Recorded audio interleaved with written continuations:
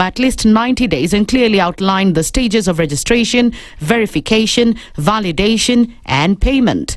The proposed 90-day timeline in particular raises questions about whether this process is intended to deliver justice or to merely calm public anger ahead of the June 25th commemoration of Gen Z Matters. The Kenya National Commission of Human Rights must extend the current 90-day timeline and add at least 90 more days to exercise.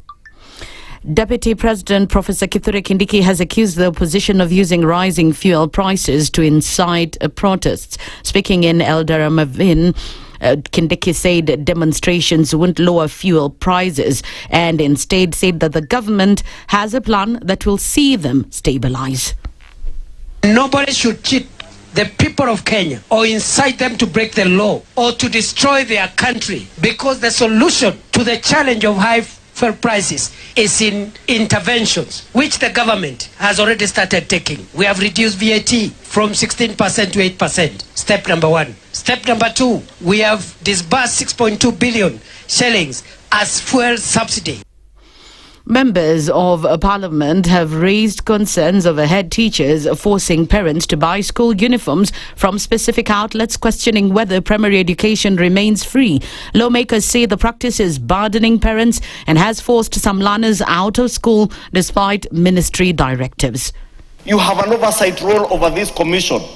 What is it that you are doing to ensure that you take action against teachers who do not adhere to your guidelines? They don't follow the regulations that you have put in place around school uniforms. Because as we speak, CS, go to your own village, the schools in your constituency, in your village, you will discover 2 or 3 things. One, parents are still buying uniforms in schools against your guidelines. 2, parents are still being directed where to go and buy uniforms. And many students have missed learning because of this. Besides school uniform, Mr. Speaker, in Samburu, they are also asking parents, especially those students who are joining junior schools, to buy lockers and desks. National Assembly Majority Leader Kimani Ichung'wah has also opposed proposed uniform changes for junior school students, saying parents shouldn't be burdened. Grade 1 to grade 6 uniform. You are in a primary school called Gesharani Primary School in Gekambura village, where I come from. Grade 7, 8, 9. That child is still in Gesharani Primary School in the same village called Gekambura in Kikuyu constituency. Why do we need to change uniform? Because we are subjecting parents and these children.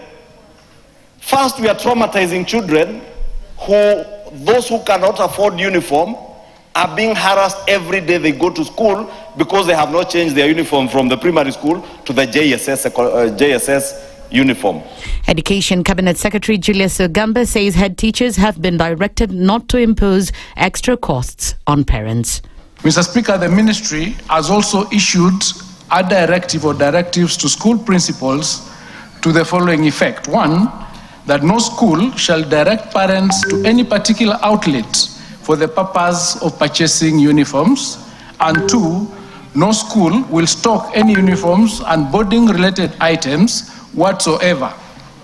The ministry, Mr. Speaker, has also directed heads of institutions not to deny learners admission on the basis of lack of uniforms.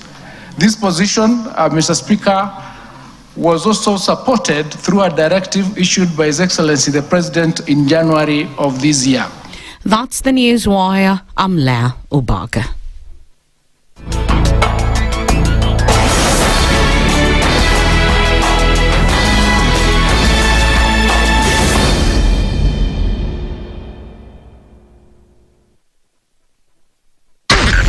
SpiceFM, Nakuru.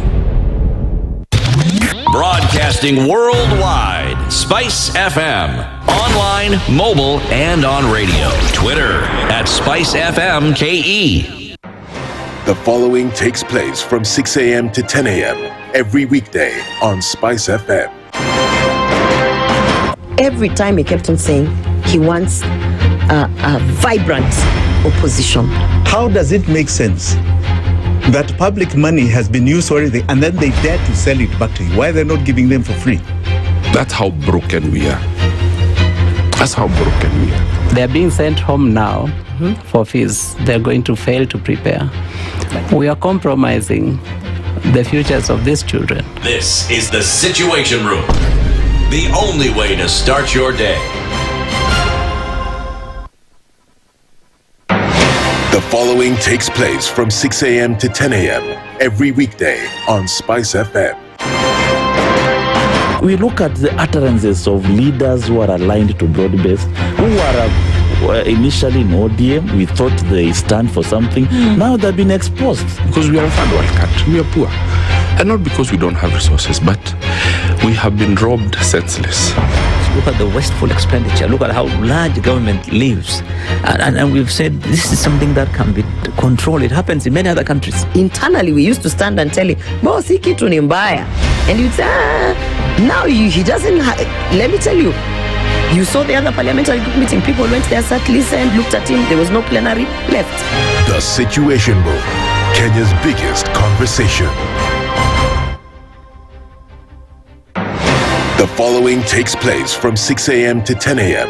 every weekday on SpiceFM. You have land, Dennis. Okay, your own land.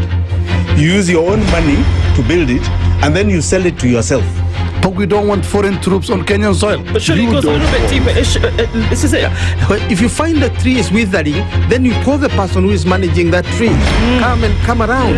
Why? Tell me what is first of all, what's the problem? Yes, what is the problem there? How do we expect ourselves to move forward as a country? The Situation Room, Kenya's biggest conversation. The following takes place from 6 a.m. to 10 a.m. every weekday on SpiceFM.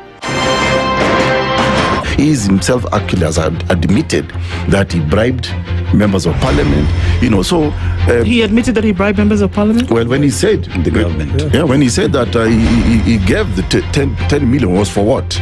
We're always quick to point faults in somebody else before you look at your own faults as a person. If it was Kanu's day, hii amuka naye leo ungekuwa umeenda mbali sana hii. So when we must celebrate you. There are 600 million people now globally estimated to be living with diabetes in the world. So it is a major health problem. It's the largest single disease rising pandemic that we're dealing with right now. The Situation Room, Kenya's biggest conversation. The following takes place from 6 a.m. to 10 a.m. every weekday on SpiceFM. Parliament has got powers. Let me break it down. The National Assembly can initiate an impeachment of the president. This same National Assembly. Yes. That's our constitution. Because this is just a continuation of the previous administration, which Ruto was part of. President Uhuru himself openly said that we're losing 2 billion daily. Daily. I mean, come on. Are you saying that we don't have a central bank? If we look at Kenya, both public-private sector, that figure is ranging between 30 to 40%, right? I think it's clear that the government of Kenya is living beyond its means. This is the Situation Room, the only way to start your day. The following takes place from 6 a.m. to 10 a.m. every weekday on SpiceFM. Baba should disown these experts and say they went there because he keep on telling us that these experts you came from Dubai and you found them already at State House looking for jobs. Government has to introduce austerity measures. It's something that this government and the previous ones have not been able to do in this country. We've talked about it so many times. And really, I think you have seen the modus operandi of William Samoei Ruto since he came in. It's just showbiz. This is the Situation Room, the only way to start your day. The following takes place from 6 a.m. to 10 a.m. every weekday on SpiceFM. Members of parliament, they go to State House, they just promised they given tea, mandazi, and 100,000. That's not development. External borrowing, 589 billion. Are we on the same page? What did Parliament pass? If anything happened to our president today, God forbid, that man would become president. Na ndio alilenga hizo stories za Shakahola. The real thing is our constitution has only one person who is accountable to us. This is the Situation Room. The only way to start your day.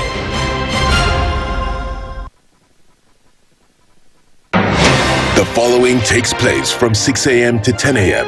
every weekday on SpiceFM. I am also a publicly elected official. Okay. My salary is paid by your taxes. Yes. So if you need me to answer questions, we will not run away from you. Asante We will always be here. The government itself is engaging in corrupt practices. That the government itself deliberately schemes to influence through bribery members of parliament. You pay for a passport online.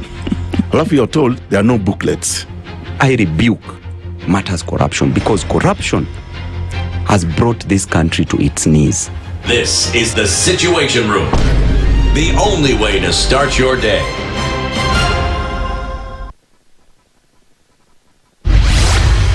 Mature, intelligent talk every morning.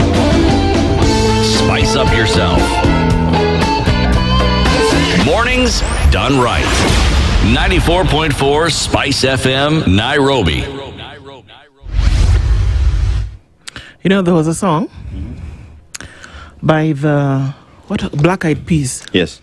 And I heard it recently and I remember I thought about you. Shut up. Just shut up. Shut up. Shut up. It's actually a song. Let me tell you, they should all shut up. Even those ones? Even those ones, yeah. Inini. How are you? Salama, good morning. Baila subuhi. Okay, sorry. Let's watch it tuanze vizuri. God in heaven, please just take control of my thoughts. May the words of my mouth and the meditations of my heart be pleasing unto you, O Lord. Yeah. And the descendants. Hey, good morning. Good morning. Karibu sana kutoka Migori. Ase Migori, Busia. Ulienda Busia? Busia. Okay. Busia. Ningevuka tu hivi. But nilienda hivyo. Kachukua mafuta kidogo tukarudi. Mafuta ilikuwa cheap, very affordable. Now I get why Kenyans are angry. Because across the border hapo too. Mafuta is 100 and I think 60. Yeah. Not bad. Okay. Lakini mlimaliza vizuri? Kabisa. Okay. That's good. It's good tukarudi. To see. Nashukuru. That's good. Yeah, back to cold Nairobi. Na bado. Pesa mfukoni ngo. So. Sasa, yeah. Watu sasa hawataki power, wanataka heshima. Heshima. Respect. Put some respect on Put ODM. Some respect in my name. Acha bwana. Essentially ndio tunaambiwa sasa. Situliwa won. Let me tell you. Bado. This politics is going to be very interesting. Let me tell you. Going into it. This is the point where Nasema, whoever is starting that thing, start thick, start nicely. You know. It's like when you're working on what do you call it? Shea butter. You know the way you have to beat that thing so that it mix proper and it's fine. It whips nicely, yeah. Yes, please whip it proper. Yeah. As you're here for vibes, to just check them out. Isn't it? Exactly, kabisa. Yeah. It's 6:15 and one dentist, Aseto, is back after having to, handle some business, getting back into it this morning. It's Thursday. And here we are in the Situation Room. It's a bit chilly this morning, but I kind of like it anyway. Of those who have slept and woke up, we praise the Lord. Ify, good morning. Evelyn was hungry when she woke up this morning. What does it mean when you wake up hungry? Does that mean you did not eat the night before, or did you eat too much? You ate too much. Ify, ni haja gani ni wewe? Yako ni gani? Evelyn has high metabolism rate. Yeah, it goes and just goes out. In out. In out. Good to know.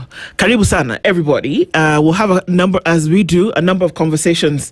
Let me tell you what we'll talk about today. Yes? All right. Sometimes my brain the rest of my body does not move as quick as my brain does. Or is that the other way around? Provided it makes sense, can be either. Okay, it can be either. Our conversations this morning start at 7 a.m. with Nyutu, who is the senator for the Republic of Kenya, representing the county of Muranga. He joins us in the presence of one Javas Bigambo, who is a political strategist. We're going to be looking at developmental politics, wooing Mount Kenya again. People are going to camp out in different parts of the country. We know that Muranga is where the president will be coming to then essentially gauge Mount Kenya and the central vote. And we know that he's going to do that maybe when he comes back from Roma. And then that's going to happen. And of course, we know that the fellas at the coast are also waiting for him to come down. We'll have a conversation about this developmental politics when it comes to certain things that are being done in certain parts. So let's look at that in depth at 7 with these two gentlemen. Victims reparations, timelines, compensation for victims is happening. I saw some numbers yesterday. 5 million shillings for those who may have lost a loved one during these protests. 4 million shillings for those whose loved ones are missing as a result of the protest. They don't know what's happening with them just now. I think it was 5 million as well. 4 million shillings for victims of sexual violence during these protests. Hussein Khalid is the CEO of Vocal Africa, and we're going to be talking about whether these are realistic or just for show. Yep. So let's look into it in depth, because it's been swirling around, guys, but do we really understand what is actually happening here? Is it a good thing that folks are being compensated? Or, you know, are we looking at, and maybe good is not the word to use, but does it make sense? And if so, how far will it actually go? We'll talk about that at 8 o'clock with Hussein Khalid. Frida Mutinda is a children's advocate. Levis Kagiri is an advocate of the High Court and a human rights advocate. Today is Thursday. Our Justice Thursday conversation is around the victimization of boys through sexual violence. Boys are victims too. Prosecuting sexual assault cases, this has been a big issue. And just because it's ugly doesn't mean we ought not to speak about it. That we'll talk about it. It's happening, and in a more violent manner than we imagine. So our Justice Thursday conversation circles around this today, and it might be uncomfortable, but it's necessary for us to have. Are there safeguards you can put in place? Are boys targeted more just because of certain societal pressure or societal norm or societal understanding that maybe is not the case? We'll look into all of those details today with Frida and Levis. So those are the conversations that we have today as we get into it. Karibuni sana. Our live streams are up on YouTube, Facebook, and on X. Indeed, welcome our audience that joins us on KTN every morning. Thank you for doing that. And let's continue plugging into these conversations. As you listen silently on your way to work or whatever it is that you do or your daily hustle every day, thank you for being part of this conversation. Let's keep talking. So because as we do, we keep things moving. We'll say hello to you in a bit as you tune in. Keep coming into the room. But before that, we had gone to Egypt. Egypt, yes. And the proverb that I came with, even while I was in Pusia, a monkey looks like a deer in his mother's eyes. A monkey looks like a deer in his mother's eyes. Yeah, I guess there's that position whereby you'll be held dear by the one who birthed you, essentially. Yep. As in, a child can do no wrong in their mother's eyes. And if you find a situation whereby a mother has had it, that kid must have actually gone off the rails completely. Yes. You know, I remember watching one of these YouTube renditions a couple of some time back, and this young man was a violent criminal. He had been established by everybody in the community as the one. They knew that if something went wrong in the community, it was him. That people are shot, people are robbed, whatever, they knew it was this guy. And so when they had the opportunity to speak to his mother, you would be surprised. And she said, you know what? Until I speak to my son, I cannot corroborate these things that you're saying. Yep. So even in that moment where the indictment on her son was heavy, she was still saying, this is my son, in whom I am well pleased, you know, until the point. And the same thing where you have another situation where a mother takes the son to the police station herself. And that's when you know this kid must have really gone off the rails. So I guess, yeah, in the eyes of the mother, the child is perfect. Yep. the child is perfect. So also goes to just speak in terms of how well do you know your friend? Yeah. You know what I mean? So it's just to bring him back home. How well do you know, like, your partner? You know, do they know you that well that at any given point they would stand up and say, you know what, I know this guy? Yeah. Or it's a facade that you have on. Very true. Yeah. Remember, a monkey and a deer perhaps would never meet. Wow. Okay. They don't belong in the same jungle. This is true. This is true. Yeah. Okay. Yeah. I mean, just so many things to think of and so many things to look into. So let's say a very good morning to you as you tuned in this morning. Karibu sana. And we know that some of you going to bed or not joining us in these conversations. Like I say, always lovely to have you in the room. And we start off by saying a good morning to Peter Kiare, tuned in this morning from Mombasa. And what do you have to say this morning? The biggest difference between money and time. You always know how much money you have, but you never know how much time you have. And this is my birthday today. Hey, you're an April 23 baby. A very happy birthday to you, Peter Kiare. As you step into this new year, I ask that the blessings of heaven will continue to be yours. A happy birthday to you, Peter. And thank you for continually being part of the room every morning and then letting your insights be known. Happy birthday to you. Robert Ibogo says good morning, tuning from Mombasa. And we can see that Evelyn is here. Good morning. Desmond Oti says, happy Justice Thursday. Mukosho hii Kenya took on a stronger opposition. If not, then there's someone in the opposition weakening the opposition. Is there an opposition? Opposition to what? Is there an opposition? Yeah, exactly. Which opposition are you talking about? Because even people in opposition don't know they're in opposition. So yeah. But anyway, like I said, please whip it proper. Whip it proper. Yeah, and then let's see. Let's see. All right. A very good morning to you. Welcome into the room this morning. John Murevi says, do citizens have actual power in this country as per Katiba? If yes, where should we exercise our power? Not necessarily meaning protest at the vote. Well, there's one. Nambona establishment is so against protests. Well, what do you what? I mean, think about it. A protest is against you. Yeah. If there's something that might seem as an attack to you, you definitely don't like it. True. It's human nature. But then, of course, you would have to then say, is there truth in what they are protesting? True. Isakale says, good morning, Spices. Being Kenyan right now feels like running a marathon in the rain, but we're still moving somehow, and that counts for something. Blessed Thursday to you too, Isa. My Prince says, good morning. Muthoni Pasaris is proposing that President should invite Nairobi goons to State House. Yeah, you know, unfortunately, these words actually did fall from her mouth. Okay. I'm just trying to imagine the president using the presidential seal, writing these letters to goons. Please come to State House so that you can discuss how you can stop your goonism. Just imagine. For me, the thing is that in order to send an invitation, you must know who I am. Exactly. And you must know my address. Yeah. You know where to get them. Need I say more? So when you talk about fighting goons, we already know what we need to do. Yes. You know, if we can send invites, that we you know how should to then stop say it. you should invite them. I pray to God in heaven. I pray to God in heaven that she was actually semi-joking. I really pray that she did not apply all the seriousness to that statement. I pray to God in heaven that somewhere in her heart she was saying, let me just throw something out there to make people laugh. Because if she was serious, can I take you somewhere? Oi. Yeah? This is where we dedicate that black-eyed piece. Shut up. Just shut up. Shut up. At times it's just good to just shut the hell up. You know? Sawa. Tibbs Muge says, good morning.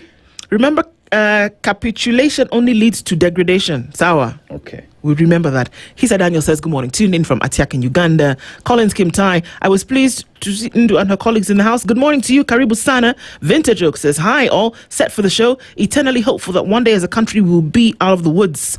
Someday. When the skies are blue. And there's something. Yeah, that day. Let me tell you, in the meantime, in the jungle, the mighty jungle. There's a day coming. There's a day coming. In the meantime, Aseto was in the jungle.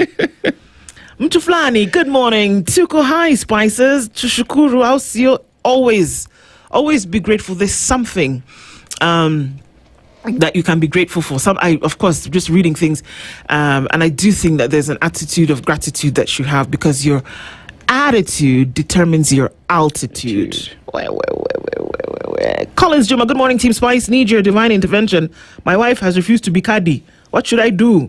Or should I take the opportunity for divorce? Wait. Collins, tafadhali. Hapo kwa hiyo ingine. You just encourage her to be Kadi. Hizo zingine. Imagine, so it's a democracy. She can have the Kadi and still not vote. Exactly. Yeah. But so just explain why it's important to participate in the exercise. So you're asking if it's grounds for divorce. Perhaps that's next week, Justice Thursday conversation. If you reside in a family where your partner has refused to do 1, 2, 3 as far as the Constitution is, this serve then as grounds for divorce? I mean, I'm a Catholic Kadi. Start with being cuddly. There's a way you can get in there. There's a way. Evelyn, come and take your friend. Nick Bala says good morning. Erica War says good morning, guys. Osana Emily says good morning to everybody. Mashari and Njeri tuned in, Team Spice, watching from Portland in Oregon. Nick Bala, good morning. The happenings in our country make the political satire plays written decades earlier come alive. We must watch and sign. I have my card. Good on you, man. Leo says hello, Princess Ndu. Good morning to you. The Ministry of Education says there isn't enough funds for capitation. Stop it. But can't say how many schools there are and how many students we have and what action has been taken on ghost schools. I don't want to comment, please. I already have enough issues, too many issues on my chest today. Please don't. I am just not just leave it. Hey. Joseph Okondo says good morning, Ndu. Dennis tuned in from Chile, Mombasa. Young Jedi says good morning, Team Spice. The dynamic duo muko fiti kabisa. Ndu, yes. Tell me why youth in Thika are not getting their IDs at the machine zimeharibika. Sasa, how will they register as voters? Surely, this is the thing that irks me to death. The last day for voter registration, by the way, is the 28th of April.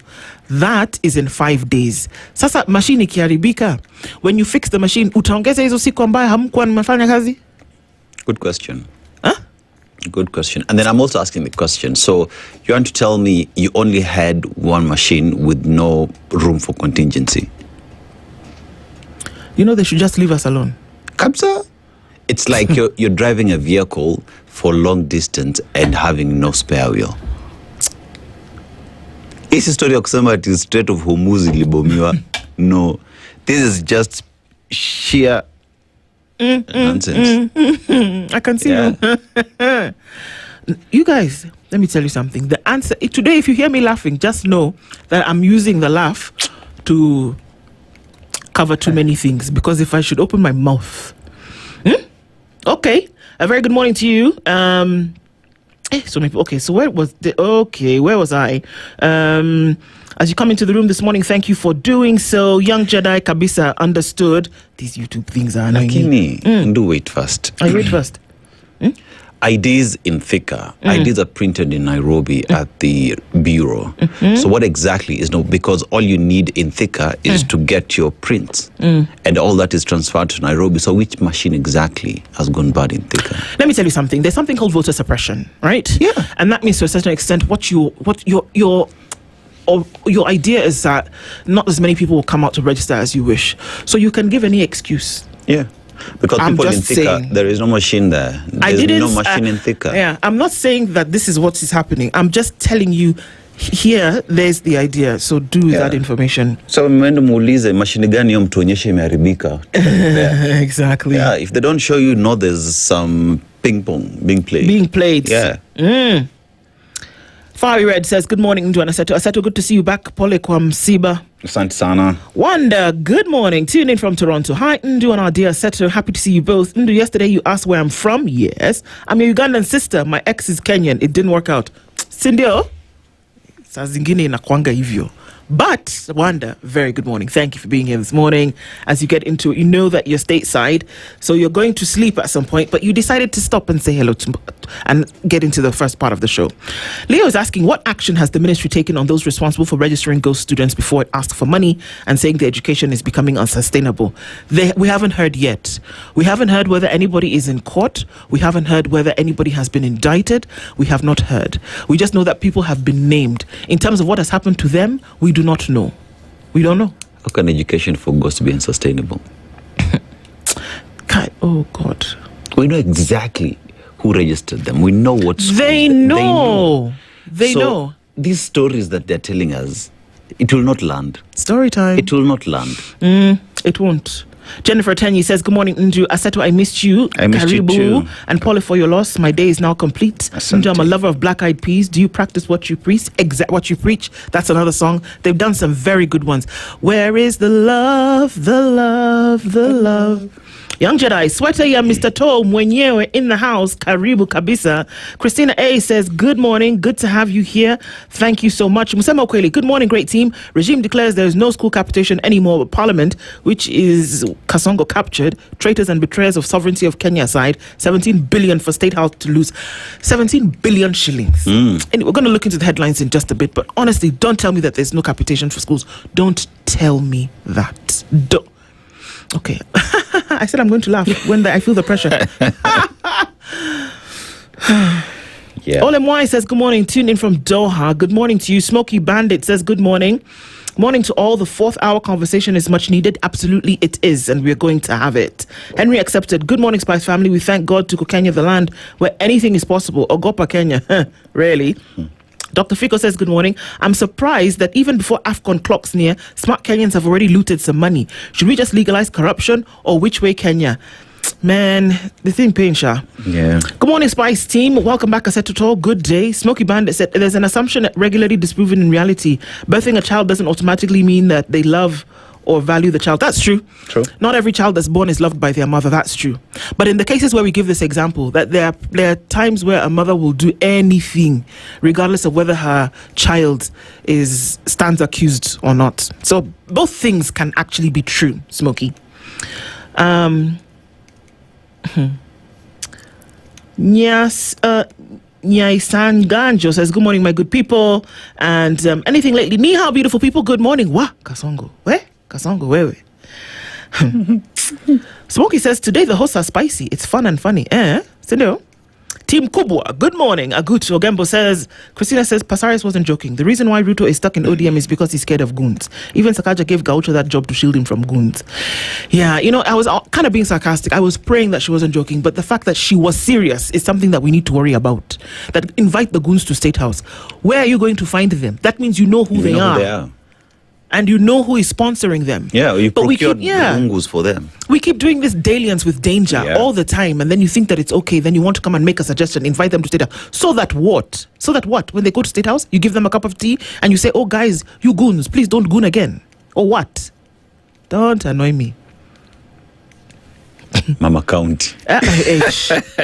Hey. I mean, Mekata. Oi. Aaron says, why is he not inviting people with good intentions on how to run the nation? Nani huyu sasa? Nyakundi Manuel says, good morning team, tuned in. Peter says, Ati Turkana and Samburu have 200% voter registration turnout. Kinaibiwa. Hey. PLO Lumumba and Barack Muluka did an open letter to the president, says David Mangera. Can you comment about it? Well, let's talk about it. Thomas Osoro says, good morning, Karibu, and have a good Thursday. Karibu sana, everybody. Thank you for being with us in the room. Very glad to have you in. Wacha tufanye hivi.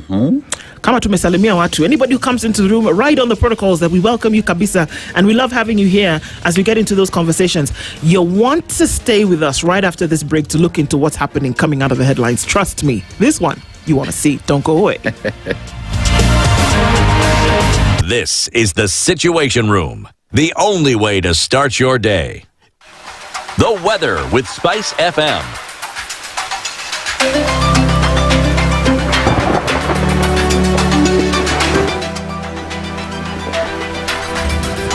All right, taking a look at what's happening with weather today. Nairobi, for the most part of it, will be mostly cloudy, currently at 16. We'll see a high of 23 with those partly cloudy conditions. Looking into Nakuru, it's 15 and mostly sunny. We'll see a high of 23, and 16 and cloudy into Nyeri with a high of 22, 19 in Kisumu, and 18 in a mostly sunny Kakamega. It's 24 and sunny into Mombasa, while at 25 it's cloudy in Malindi. 21 and mostly sunny into Marsabit, while there's rain coming down in Uganda. At 21 we'll see a high of 26, and it's sunny at 24 in Dar es Salaam, cloudy at 12 in Johannesburg, while Lagos at 28 is mostly cloudy. It's 8 degrees and clear in London, while we're looking at 20 degrees and sunny conditions in Beijing. Wednesday night is cloudy in New York at 10. We'll see a high of 12 and a low of 8.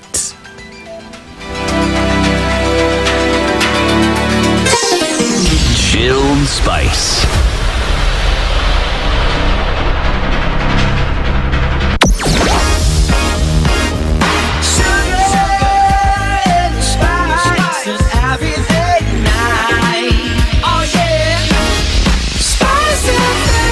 Spice up your life.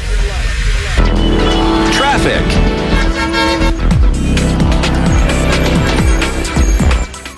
All right, so where are you this morning? You're getting into it. If you're coming, we're going to start with that nerve center, and that's the Thika Superhighway. And there's quite some traffic. It's coming in all the way from the Roiro interchange. It's going to find its way past Clayworks out towards Kasarani, and then through towards the Pangani underpass. So that's busy inbound the city. Also seeing some traffic starting to build as it comes off the nexus with the northern bypass, and then touches with traffic coming in from Limuru Road. So that's starting to do the thing, and I'd like to see all of that come off on Kiambu Road at some point. Everywhere else seems to be at a dull roar for now. There's some traffic on Jogo Road. It's going to find its way out towards Landis and then into the city via Haile Selassie. But as you come off the southern bypass, you have no problem. You might even see a giraffe or a zebra or a buffalo. I don't know. This is traffic, and it's what it looks like for now. Let's keep an eye on things and see what Thursday pans out to be. Talk to us, SpiceFM, KE on X, hashtag The Situation Room.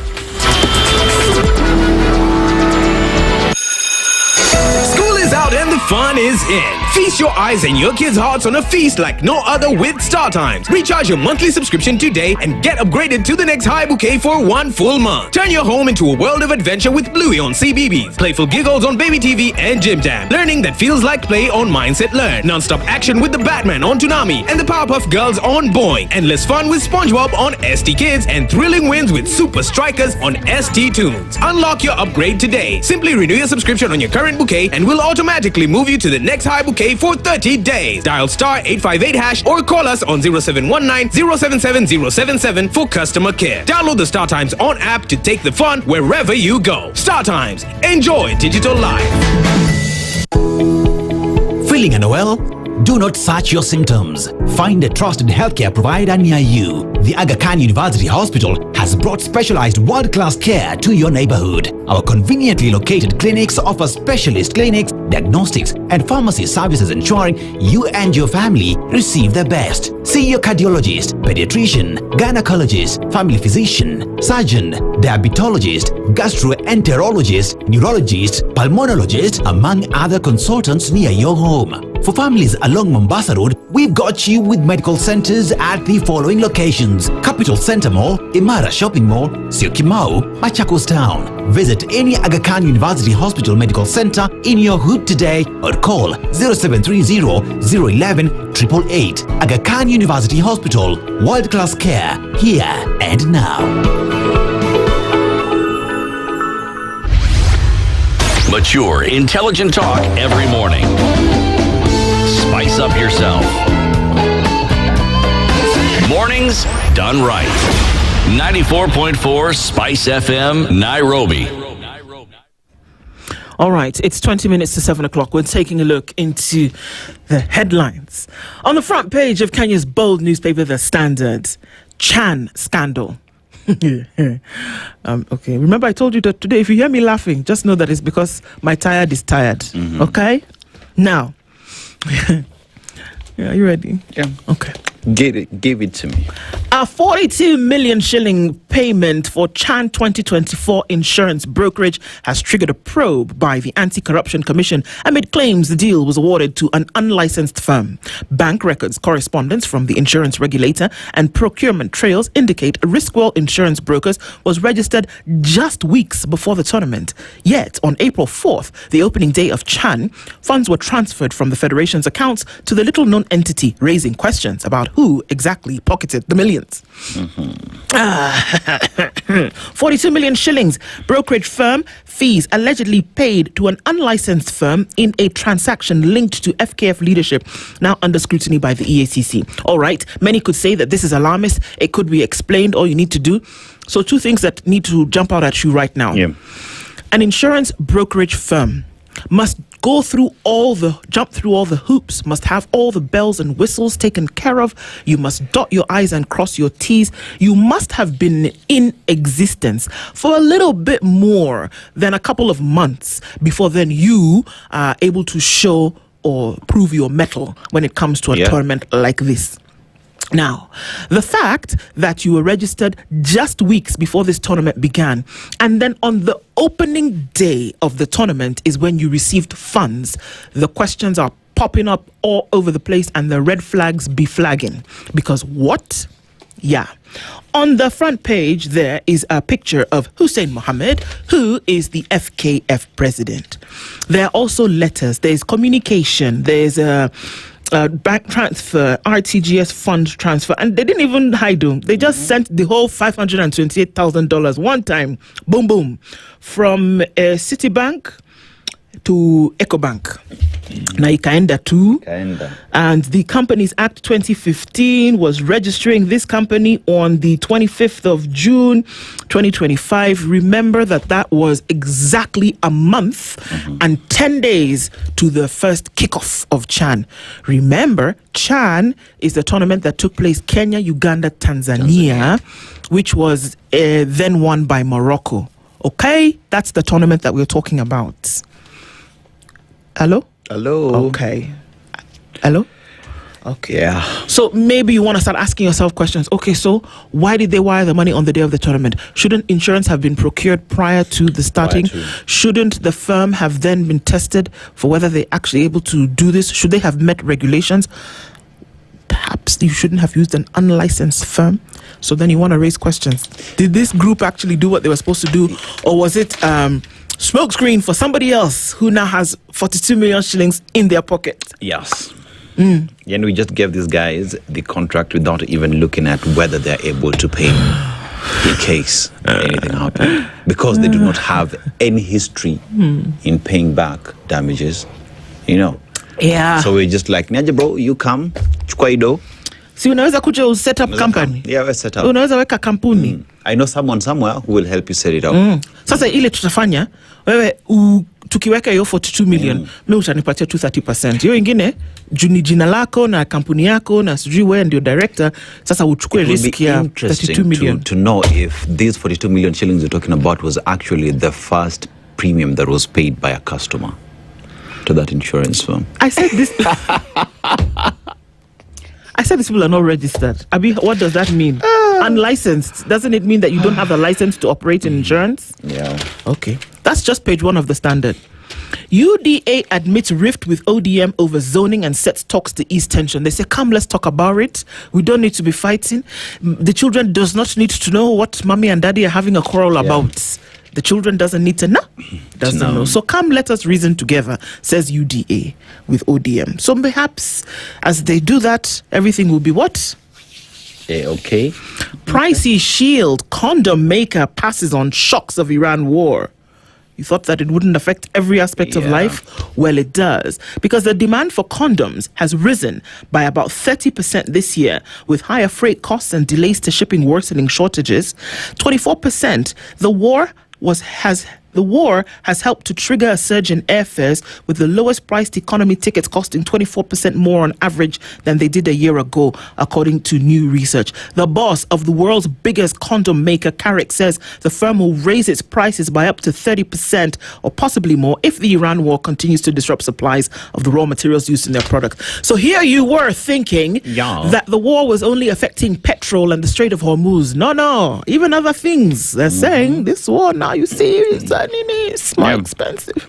Especially a country that imports everything, and a lot of products that come into the country come through the sea. And these heavy ships that we see use what?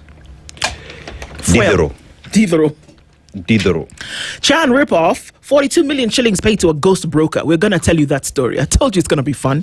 Bitok, MPs trade blame for lower school capitation. First of all, yes, it's been a minute before you actually paid the entire 22,400 shillings that you're supposed to be paying in capitation. Remember that 5,000 shillings is retained at the ministry for what they call development. So you see all those classrooms they built and whatnot, or the ones that they say they're going to build, that's where that money comes from. The 5,000 shillings that they retain that's supposed to go towards capitation. Sawa. So now you're left with 17,000, and already it's not enough. Now from that 17,000, they even want to take more. So now they're saying you guys need to get your things together, because this is not working. So they had an issue in Parliament yesterday. We can look into the details as well, and I'm going to take my moment to laugh because today is that day. Teachers protest lay down their demands for shock cover. They're saying you fix it or we fix it, and by fixing it we mean that when schools open on Monday, sisi hatutakua. So that needs to be figured out. Now, there's another bribery storm. Hey, God. Storm is not over yet. It's not over yet. Bribery storm brews again at Parliament. Parliament has once again found itself in the eye of a storm following an allegation of bribery. The latest being an accusation from the National Cohesion and Integration Commission. All right, it's interesting that the NCIC is awake to some things. That's interesting. Tusky's owner sued 2 banks to save properties in a 4 billion shilling loans round. Tusky's still operating. I'm just asking a question. I don't know. Last I checked, it was closed down. Yeah, but they still have some, things to look at.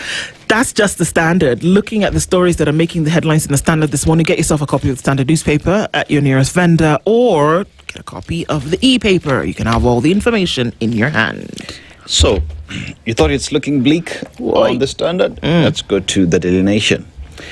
Now, the most expensive presidency is the headline. State House says budget for all offices are passed by. Guess who?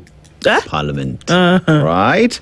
So we're looking at Uhuru's first term between 2012-2013 and then 2016-2017.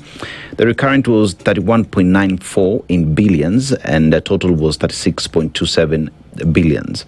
Uhuru's second term was 53.72 billion. Now, when you look at Ruto's first term, that is March to March 2026, we're talking about 36.3 billion shillings, a grand total of 89 billion shillings in Ruto's first term as we speak. Remember, Uhuru Kenyatta spent 90 billion shillings in 10 years. Yeah.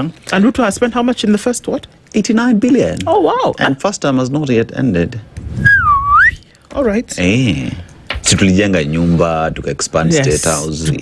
We have prayers at State House. I mean, China is expensive. True.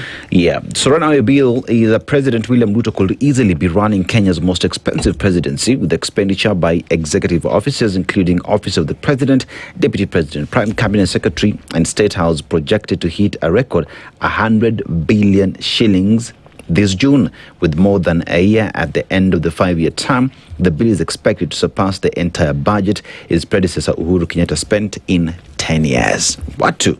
Kenya haina pesa.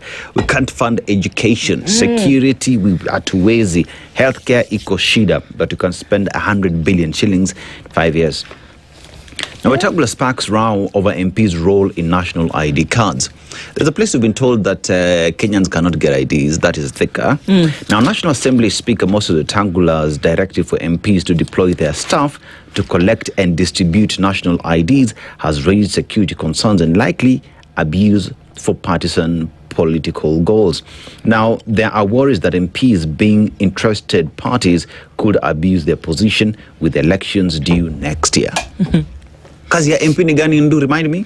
Legislation, budget making, oversight. Yes. Here we're being told their other role is to go to their constituencies, collect IDs and distribute.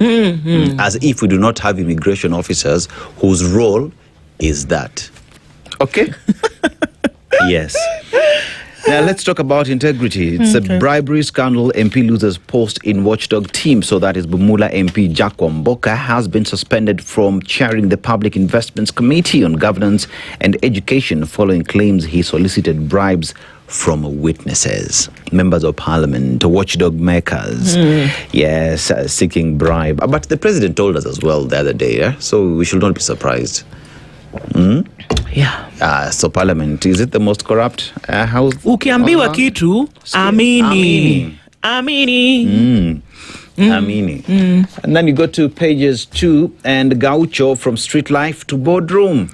So his controversial appointment to hospital board has stirred public debate over merit. There's a doctor who went on the socials and said, you know, I struggle to go to primary school. I struggle to basically go through school. When it comes to my medicine, I struggled to go through that for me to be able to pass. I actually lived on loans, on family, harambes and everything else. But once you get there, Gaucho becomes your boss.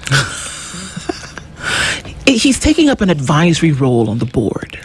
Imagine how he would advise a surgeon who's just from opening a heart. Well, no, I mean, no, it's not like that. It's like how? It's just like, you know, he's on the board. Now you see, check your time ulikuwa unaenda hapo ungetumia panga instead ya kutumia scalpel.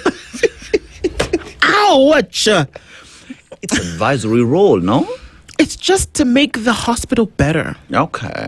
It's not for anything else. Okay. It's just to, you know, make sure that they run better.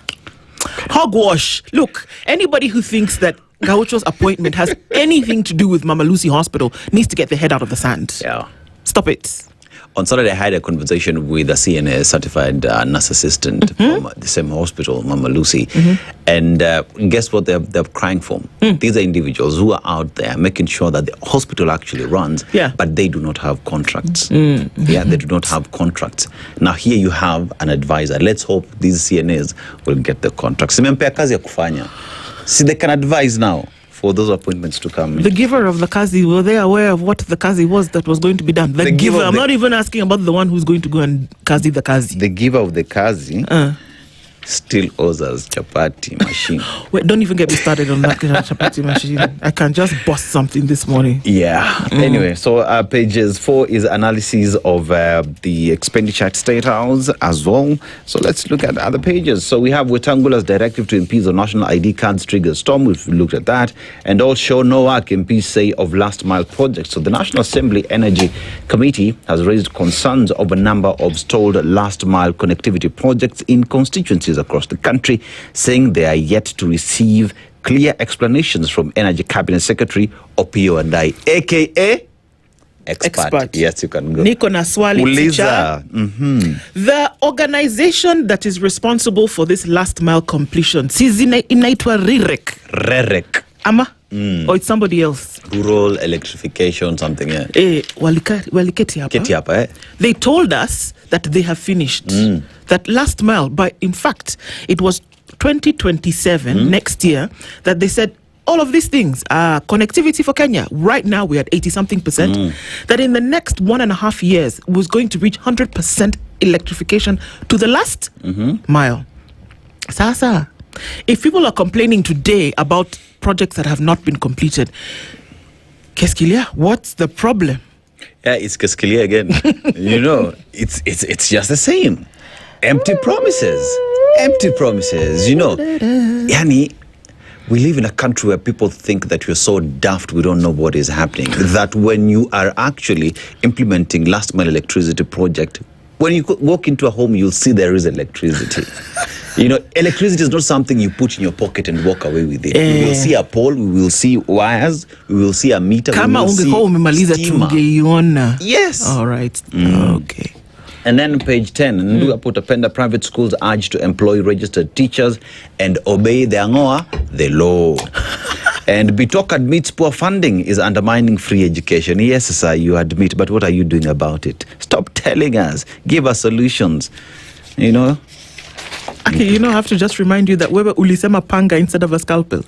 At ulisema hiyo out loud. See, it is advisory role. It's advisory role. Okay, so if you don't know what a scalpel is, what else do you think you can talk about? Panga pia nakata, scalpel pia nakata. Okay. Rival ODM camps gear up for Kisumu rally. So the stakes are high ahead of the Linda Mwananchi rally in Kisumu on Sunday, where the Orange Democratic Movement faction expects to showcase its strength. So that will be interesting to watch. And opposition to organize mother of all protests. So that is the alternative government, also United Opposition, saying they are organizing a rally. The protest against the government, fuel prices. Lazima serikali ishukishe. Okay. Sawa tu. Angalia sita. Gachagua in a big war with Mount Kenya MPs and county chiefs. Okay, big war. Big war. DCP leader fronts candidates to challenge the incumbents. And we saw that he did that on Monday. Yeah. It was where he was, showcasing this is the person who's going to run for this. But apparently he's rubbing people the wrong way and they don't really like it. The big boys of the coast are in that picture from Kilifi, Governor Wanamungaro, SG Hassan Omar of UDA, Speaker of the Senate Amason King, CS Mining Ali Hassan Joho, Mombasa Governor Abdul Swamad, and who is this gentleman? Salim Mvuria, who's the sports CS. They're all in preparation for the visit to the coast. Didn't he just go? Anyway, I'm sorry. I have a question. Alienda to coast the other day. Niko na swali. Okay. This guy called Hassan Omar is Yala Member of Parliament. No, he's the SG. Is he? No? I think he is. He is an Yala Member of Parliament. Let's find out. Let's find out before we start shouting, because I'm about to shout. No? Okay, it's possible. If I'm not wrong. Wait, we'll find out in a minute. As you do that, to check on that. Sasa they're saying also the number of people testing for HIV is in free fall. This is according to US data, and that those who are testing positive for HIV is actually increasing. The number of Kenyans tested for HIV, fell. People are not coming out to get tested. That's what the story says. After the US briefly suspended health funding to Kenya and other countries last year, according to the figures released by the US State Department. So what are we seeing now? That because of this, people are not coming out to get tested? Because if you know your status and you don't have drugs, then what? Yikes. Hey, yes, he is. He is. He's an Ayala Member of Parliament. And that means that you're supposed to be somewhere. Ama? I really want to know what these Yala Members of Parliament do. I want to know. Please mtuambie Winnie Odinga, this guy. Mtuambie nyufanya nini? Also Sharif, Shabal, yes. Mtuambie nyufanya. It's a good question. Honestly, because when is this guy ever... Also Kalonzo Musyoka's son. Son, yeah. Yes. Mtuambie nyufanya nini? Like when you're representing Kenya in Yala, what exactly are you doing? What are these legislations that you have passed for the people of East Africa? Mimi achana mambo ya SG. I'm not talking about him being an Yala Member of Parliament. Because, man, we know the assembly is in Tanzania. This guy is always at UDA offices. Today I said I'm laughing because what? Let me now annoy you for 10 seconds. Then we go to the top of the hour. Okay. Works on stalled Itare Dam to resume after Italy talks. Ikabidi waende wapi? Italia. Ndio waongee kuhusu kitu ambayo inafanyika huku wapi? Huku Kenya. What made it to stop? In the first place. Look, see, God, I think God is annoyed.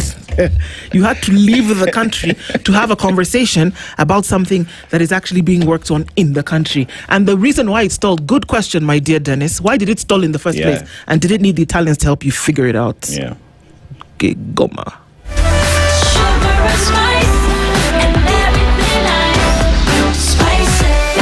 Spice up your life. The latest news from around the world. 94.4 Spice FM.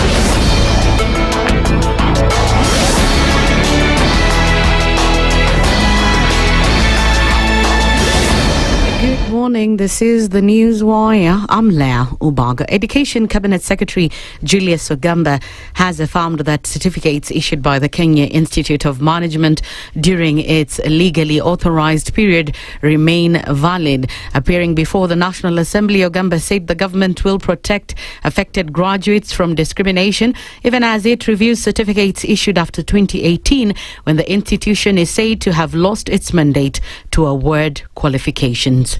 But with respect to KIM itself and the certificates that the students got from 2018 and the period within which it was operating under legal order, those certificates are valid. And he added that a comprehensive statement will be issued within 2 days to clarify the way forward, as concerns persist over the recognition of the post-2018 certificates. The appeal that we'll be dealing with is an appeal with respect to compliance going forward. So that is something that we already seized, and as I said, within the next 2 days, we'll issue a comprehensive statement to ensure that there is no person qualified under KIM with a certificate or employed by public service through the certification of KIM is disenfranchised. But we are dealing with that and we'll be issuing a comprehensive, and I requested, Mr. Speaker, that because the appeal is specifically to me under Article 36, let me not preempt what is going to be dealt with tomorrow. You are allowed to see that statement by Friday. Meanwhile, the High Court has temporarily halted the closure of the institute, that is KIM, pending a case challenging the revocation of its accreditation. Opposition leaders have accused President William Ruto of involvement in an alleged 20 billion shillings land grab in Kiambu County. DCP leader Rigathi Gachagua claims the scheme is being executed through Interior Cabinet Secretary Kipchumba Murkomen and Kapseret MP Oscar Sudi. Sasa huyu Kasongo ameuza Safaricom, ameuza Kenya Pipeline, ameuza kila kitu.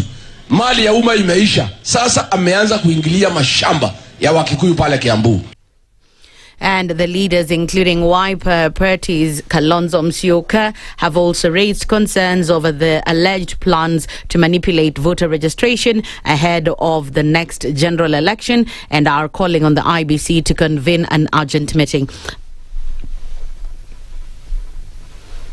Hii maandamano kwa sababu itakuwa kali. We must put all the issues. Mambo ya mafuta, mambo ya ABC, mambo ya vitambulisho, mambo ya wizi. Tumejua kuna ukora unafanyika sasa. Watu wa bwana Kasongo wamesema kura zake wanajua hazitajaa. Wamesema ati zisipojaa watamjadhira. Iwezekani kuwa ni commissioners. It is a secretariat who are doing it wakitumia hii inaitwa mobile registration skits. We want also viongozi wa makanisa, tunataka mashirika yasiyo ya serikali sote tukae mwezi wa 5 within the next 2 weeks, itisha hiyo multisectoral forum ya stakeholders wote wa Kenya hapa. Na nikuambia Kasongo, wewe ulizoea Raila anafanya maandamano, unaita unampigisha kwa serikali, maandamano inaisha. Kuna mtu utaita atuingize kwa serikali. Siku hiyo 25th of June, mimi binafsi nimetangaza itakuwa always tukichukua alternative government, tutaiadhimisha kama public holiday.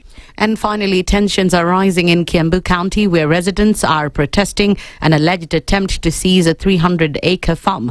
Members of a cooperative society say they are the rightful owners and have urged the government to stay out of the dispute, vowing to resist any eviction. This event comes as Interior Cabinet Secretary Kipchumba Murkomen has denied any involvement in the alleged land grab.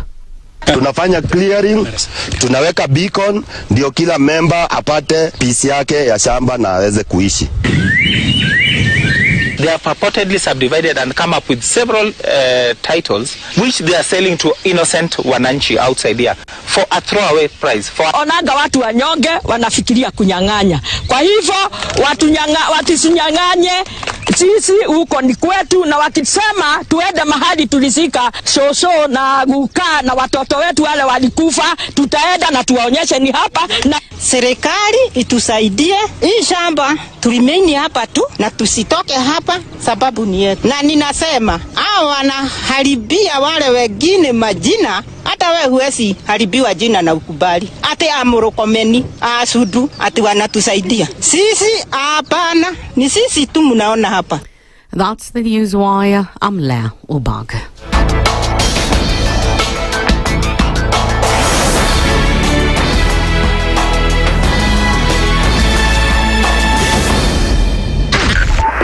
Spice FM, Nakuru. The following takes place from 6 a.m. to 10 a.m. every weekday on Spice FM. Parliament has got powers. Let me break it down. The National Assembly can initiate an impeachment of the president. This same National Assembly. Yes. That's our constitution.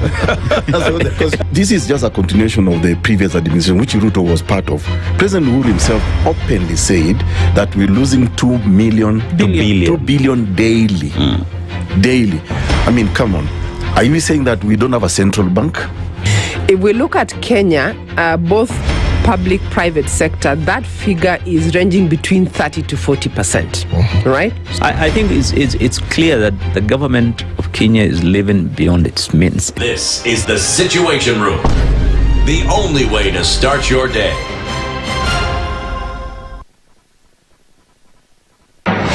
The following takes place from 6 a.m. to 10 a.m. every weekday on Spice FM. Baba should disown these experts and they say they went there on the because he keep on telling us that these experts just you came from Dubai and you found them they're already at State House looking for jobs. Government has to has to introduce austerity measures. It's something that this government and the previous ones have not been able to do in this country. We've talked about it so many times. And really, I think you have seen the modus operandi of William Samoei Ruto since he came in. It's just showbiz. This is the Situation Room, the only way to start your day.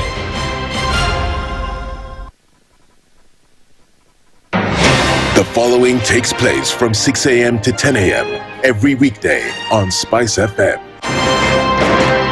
Members of parliament, they go to State House, they just promised they get given tea, mandazi, and 100,000. That's not development. External borrowing, 589 billion.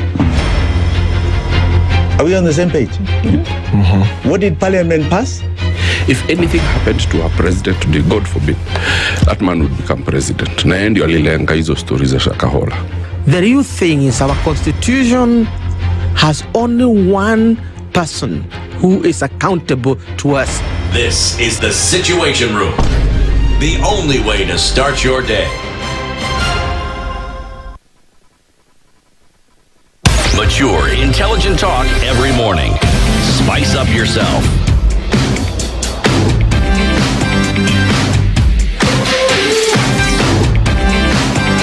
Mornings done right.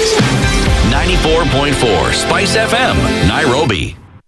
A very good morning to you. It is 8 minutes after 7 o'clock, and we continue with our conversation this morning. And we're going to be looking at a number of things for us to be part of a conversation to understand the intrigues of certain processes that, whether we like it or not, we are all going to be involved in, or rather already involved in, when it comes to the political atmosphere that has been set and that will change over time. We will look into issues around developmental politics. I know we've talked about it, but for us to really understand that, is it a means to an end? Does it matter the means so long as the end has been achieved? Is it wooing Mount Kenya again by coming and promising development? We'll talk about this. Two gentlemen join us this morning. One of them is already here. He's a senator in the Republic of Kenya representing the county of Muranga. Nyutu is here this morning. Good morning, Senator. Good morning, dude. How are you doing? I thank God. Yeah. I'm well. You're well? Yes. I have a feeling that perhaps that other thing that you're not saying is going to come out during this conversation. Yes, because of course you have to set that stage before we finally open up fully. Indeed. Yeah. Jarvis Bigambo will join as well. He'll be here in a short while. He is a political analyst. We'll look at a number of these things. But even as we do, we're going to start the conversation anyway. Dennis took us to Egypt this week. Yes. Beautiful country, a population of 107 million people, and Nile River is one of the most important waterways in the country because they call it the lifeblood, because it's the source of water for agriculture and for consumption in that home. And the pyramids of Giza still continue to be a spectacle around the world because of technology that was applied back in the days, innovation that still stands tall today. And many ask, how did they do it? But one thing about them as well, when you talk about social equity, women in Egypt actually had the chance to own land from way back in the ancient days. So talk about equality, men and women, they exercise it way back. But let's go to the proverb. A monkey looks like a deer in the mother's eyes. A monkey looks like a deer in the mother's eyes. How would you interpret it? Well, that in your mother's eyes, you are the best. I mean, something like what we say, that East or West home is the best, that in the eyes of your mother, it doesn't matter what other people think about you, it doesn't matter how bad you are, but for a mother, it's my child, my child, my child. My child. Yes. You'll always be the blue-eyed boy. Yeah. That's good. Yeah. That's good for sure. Now, let's look at a number of things. The conversation must progress, but far be it from us to not look at the underlings of any situation. Yes. The president comes back to Mount Kenya in a few days, maybe when he's back, and Muranga County is actually where he will pitch tent for some time. And this essentially would be a litmus test about all the things that have been said in the recent past about what the attitude is of central Kenya, again, the mountain, towards the president and this administration. So him coming back is twofold.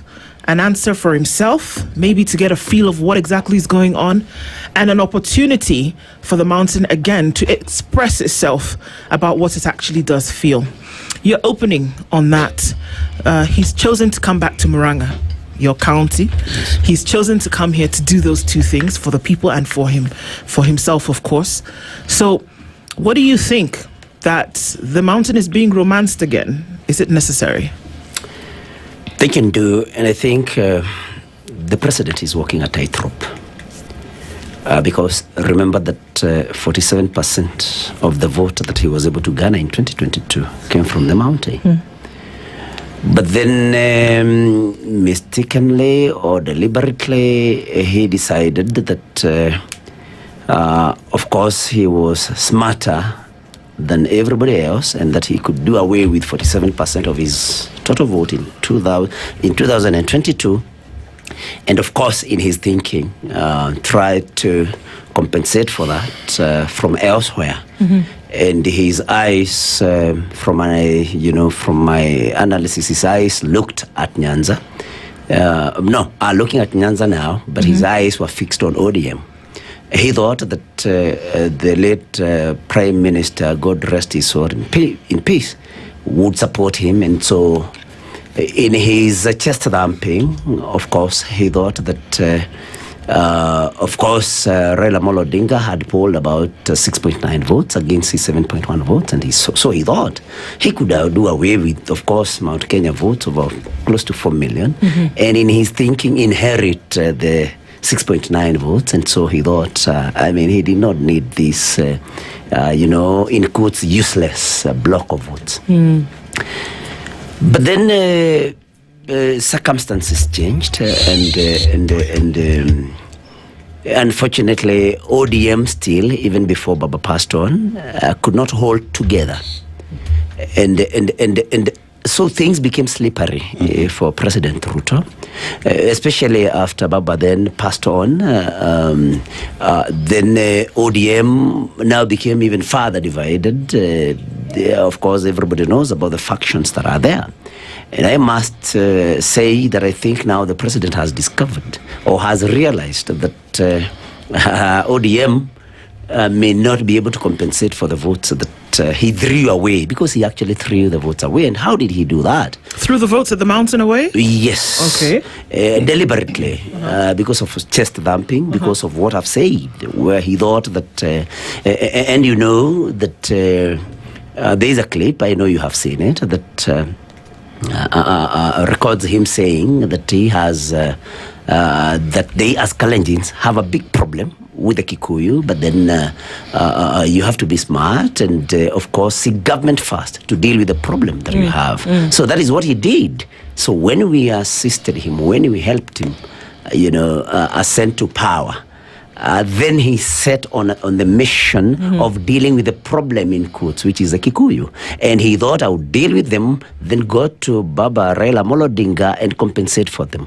So to answer your question, he has realized that he still needs the mountain more than maybe he needed it in 2022. And that's why he's coming back to the mountain, to Muranga. I think he scheduled to be Muranga tomorrow. But we are saying that as he comes to Muranga, the people of Muranga have not forgotten the promises that he made. The people of Muranga have not forgotten that the Mau Mau roads are yet to be done. The people of Muranga have not forgotten that Boniface Karaoke, the mask vendor who was shot after without any provocation to the police, comes from Muranga. There's another young man from a constituency called Kigumo who also was killed by the police last year, and another one from Kandara. The people of Muranga have not forgotten this. So when he comes, those are the questions we are telling our people to ask him if they can be able to, if they can get an opportunity. The promises you made, I mean, the young people we have lost to your police, and many other things. The insults that we are tribalists, having voted for him, knowing very well that he was not one of us.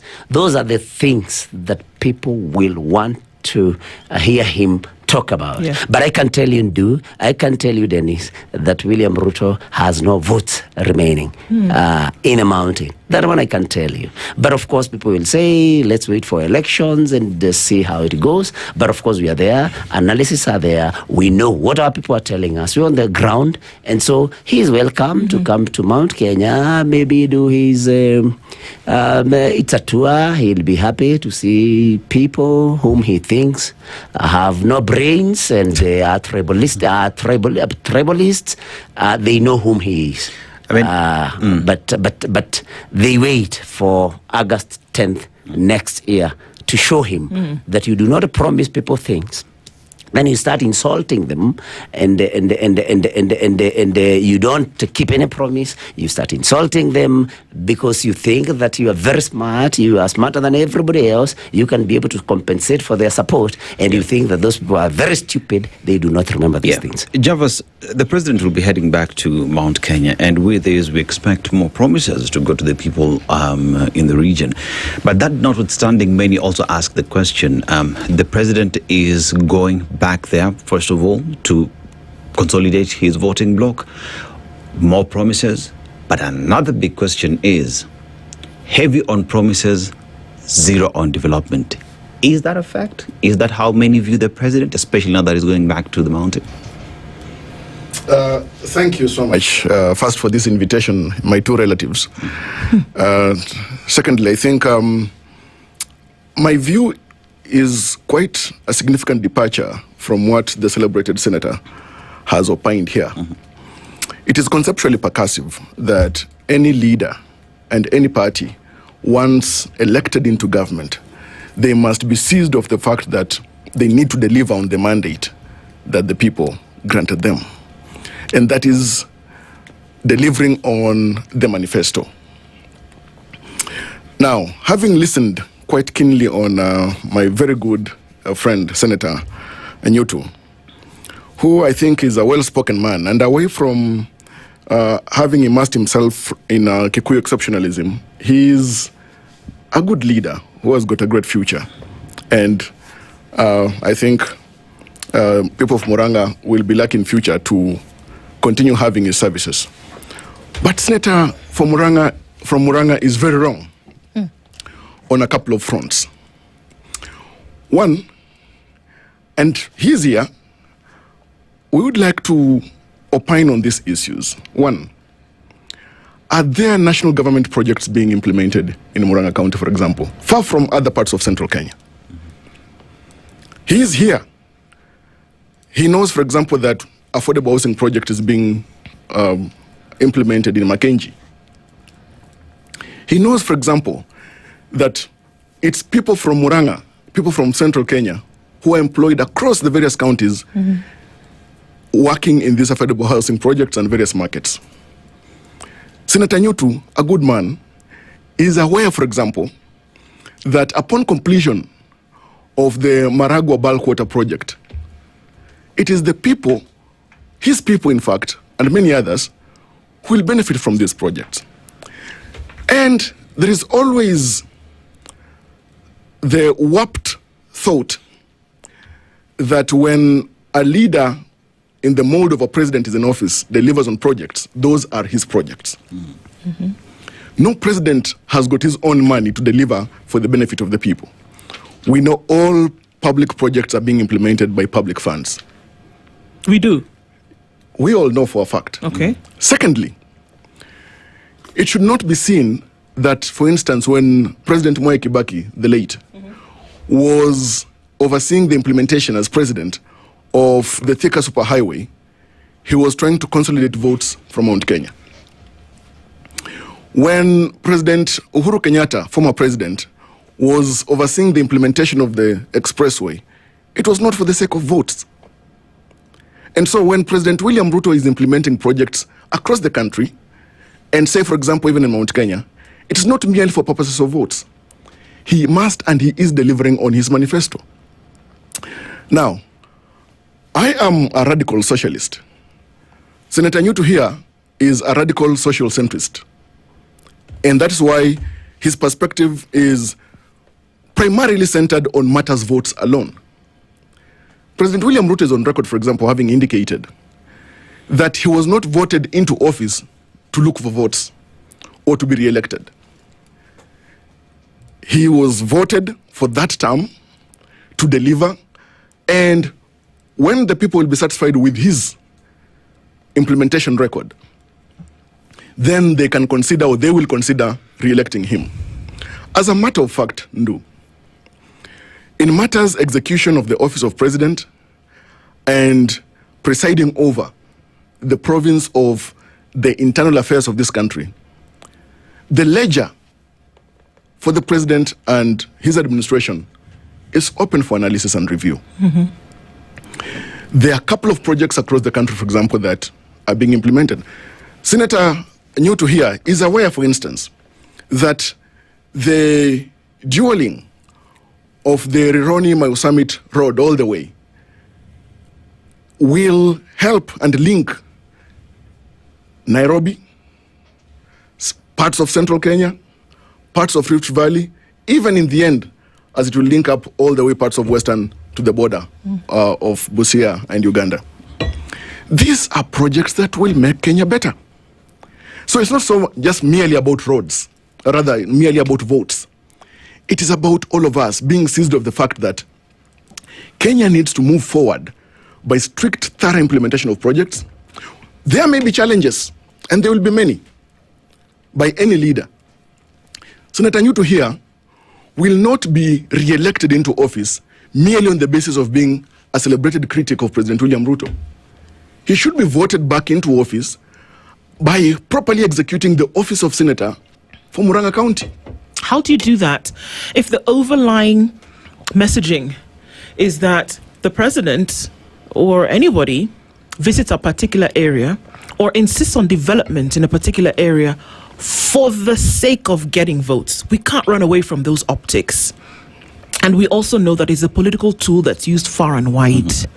How then do you say, on one side, the people must rid themselves of that notion that the president is doing anything but development, whereby it is obvious, and it has been used as a political tool for time immemorial, that I will go to a certain area to do a certain thing because I want them to recognize me and give me their vote. It doesn't matter what, if you wake up in the middle of the night and you're asked, it's very clear what some of these things are used for. People have actually spoken and said, you see, as a result of us coming together, we now see development in Homa Bay. We now see development because we've come together. It's a tool. We cannot run away from the reality that it's being used. How can we then, in the same breath, Javas, say that people should not think it's anything but development when we know that it is being used for just that, political expediency? In politics, public sentiment is everything. And goodwill, in fact, is the icing on the cake. Every political leader, including Senator Nyutu here, requires the support and the goodwill of the people, including the people that voted for him, not just those within his province of mandate. But I think I am chagrined by the fact that when any leader visits a place, depending on their stature in society, they are being deemed to be in search of votes. Now, that is perception. You've said it clearly. The thing is this. The president must be peripatetic. He must move across all the 47 counties and ensure that the commitments that he made to the people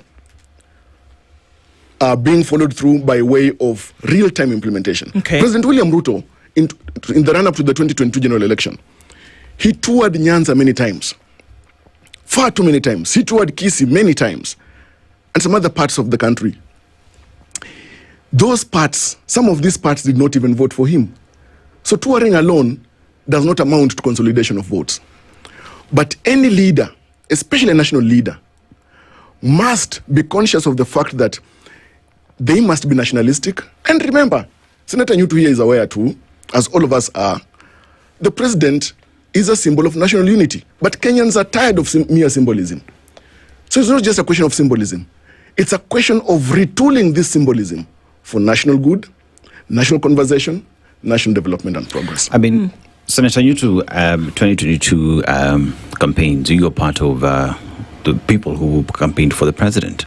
And I would ask the question then now, perhaps, are there any specific promises that are given to the people of Muranga County that when the president is coming in, the people will be asking, these are promises you gave to us at the time when you were campaigning that when you become president, these are things that would come to people of Muranga County. And where are we with that when it comes to implementation? So again, I ask the question, is the president heavy on promises, zero on implementation? And has the president as well panicked that now he sees the need of coming back to the mountain to consolidate his voting bloc? And is there room for that? Thank you, Dennis. But before I answer your question, allow me to say one or two things related to what Javas has said. He has said that I'm a Kikuyu exceptionalist or something like that, that I'm immersed into Kikuyu exceptionalism. I must remind Javas to be realistic. The question that I was answering was related to President Ruto's visit, specifically to Muranga. Now, Muranga is a Kikuyu county. So when I talk about Muranga and the promises that were made in Muranga and what Ruto said in a particular clip that Javas may not want to comment about, that does not make me a Kikuyu exceptionalist. But anyway, I have no regret to be Kikuyu and I have no apologies to make. I'm elected to represent the people of Muranga before I do other things. I mean, I'm a nationalist, but elected to represent the people of Muranga. So if I talk about the people of Muranga who are Kikuyu, I mean, then you say I'm an exceptionalist, a Kikuyu exceptionalist. Of course, that is being very unfair to me because I have to talk for the people whom I represent. Now, he says that there are many government projects that the president has initiated in Muranga County, for example. And he mentioned a project, which it's true, it's there at Mackenzie, a housing, affordable housing project. But I don't know whether Javas, this housing thing is something that is laughable. What is there, Javas? And maybe you may go and do some research. We have a project that is supposed to, when completed, it is supposed to have 120 units, or it's a 120 unit project. The only one in Muranga that, of course, is underway. But Javas, Muranga has a population of about 1 million. So when you tell us that, when you insinuate that we should celebrate William Ruto because he's development conscious, because of putting up about 120 units in a county that has a population of 1 million people, I mean, it's laughable. This is just a drop in the ocean. He says that President Ruto was not elected to be elected. I mean, to look for votes in 2027. I wish, because I think Javas talks to him, I wish you could remind him that, because you are the one saying it. He doesn't remember. President Ruto started looking for votes in 2027. Immediately he was elected. That is why he's always on car roofs. That is why you will hear him saying, unaona kuna mtu wa saizi yangu kwa hawa watu, nitawanyorosha asubuhi. What is that? What is he doing? He is campaigning to be elected in 2027. And I can tell you, Javas, I'm not very widely traveled, but I've been to Rwanda, for example, which is doing very well. It's a small economy, but that is being managed very well. Just check how many times you see President Kagame on car roofs and going out there. He sits in the office, empowers institutions and the people that man those institutions, and that is why Rwanda is doing so well. But President Ruto has to go and even be there when we are giving some money, Nyutu funds, to young people, which is done electronically. But he has to go there, expending a lot of resources. That's interesting. We're going to go to a break in a minute, but Chawas, why would the president need to go around the country to actually be present where these things are happening? Does he have to be there? I mean, of course, you gave the example of President Kibaki and the Thika Superhighway, but then looking at President Kibaki's administration, he's rarely seen. Yeah. In fact, I think at some point criticized for being too quiet in his development agenda, and still things seem to work. Why would the president need to be everywhere? No, as long as the codes of memory lengthen. We may recall that when he was deputy president and candidate for president, Honorable William Ruto went around the 47 counties and held economic fora with the people. Also, it's a thing of practice now. That's one. Second, it was a question of seeing, feeling, engaging with the people to pick their ideas. Remember, public participation is a cardinal principle in governance. And that is what even informed his manifesto. And Senator Nyutu was a part of that. During the implementation, if at all in the making of the plan, he engaged with the people, met the people. What then should be the fault line here? Or so awful about him then engaging with the people? Okay, this could just be his style. This could just be his style. Every president has got his own style. So this could be his. Jomo Kenyatta had his. President Moi had his. Mwai Kibaki had his. President Uhuru Kenyatta had his. President William Ruto has his. So this is his style? This is my question. It's his style. Okay. Look, when you look at Senator Nyutu here, his predecessor had a different style from him. Every leader has got their own style. There must be no paternalistic right to determine that a president in office should use a particular script or playbook in terms of governance. Okay, let's take a break at this point. Can you hold on to that, Senator? Just don't forget that point. We'll take a break. It's 27 minutes to 8 o'clock. Senator Nyutu and Javis Bigambo here with us in the studio.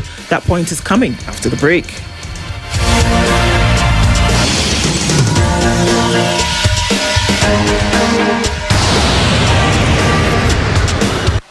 The weather with SpiceFM.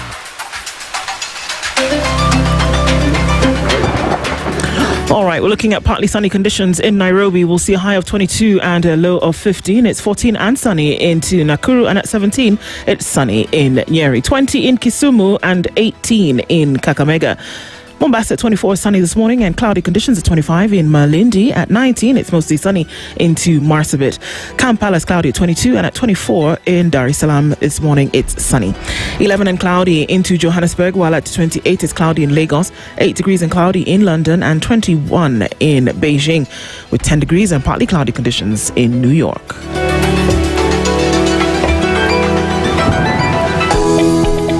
Feeling unwell?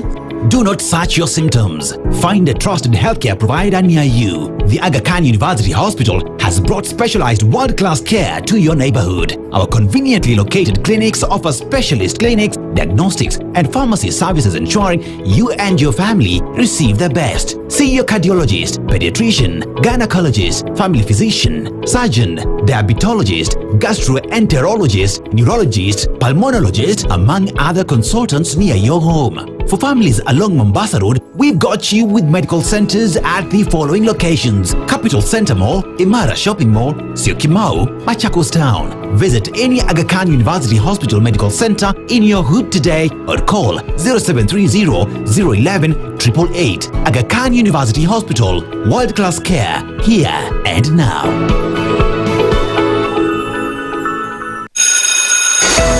Out and the fun is in. Feast your eyes and your kids' hearts on a feast like no other with StarTimes. Recharge your monthly subscription today and get upgraded to the next high bouquet for 1 full month. Turn your home into a world of adventure with Bluey on CBeebies, playful giggles on Baby TV and Jim Jam, learning that feels like play on Mindset Learn, non-stop action with the Batman on Toonami and the Powerpuff Girls on Boing, endless fun with SpongeBob on ST Kids, and thrilling wins with Super Strikers on ST Tunes. Unlock your upgrade today. Simply renew your subscription on your current bouquet and we'll automatically move you to the next high bouquet for 30 days. Dial *858# or call us on 0719 077 077 for customer care. Download the StarTimes On app to take the fun wherever you go. StarTimes. Enjoy digital life.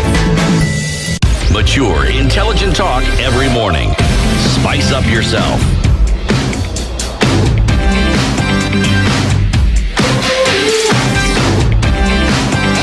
Mornings done right. 94.4 Spice FM, Nairobi. Coming in and continuing our conversation at 24 minutes to 8 o'clock. Senator Nyutu is here with us this morning, as well as Javas Bigambo, and we're looking into this development, or are we looking at political expediency that's being sought after? Senator, you had a point before we went to break. Yes, do. You know, I was very keen listening to my friend Javas. I wanted to really hear what his answer to your question would be. Why the president has to be everywhere, every day. And the answer that Javas gives you is that the president, it is his style. The only thing Javas needs to remember, and maybe he can also tell this to the president again, is that his style is costing Kenyans a big, costing Kenya's big in terms of resources. Because remember, when the president visits a place, it's very expensive to transport a president for 1 day, or even for 1 day, because of the attendant,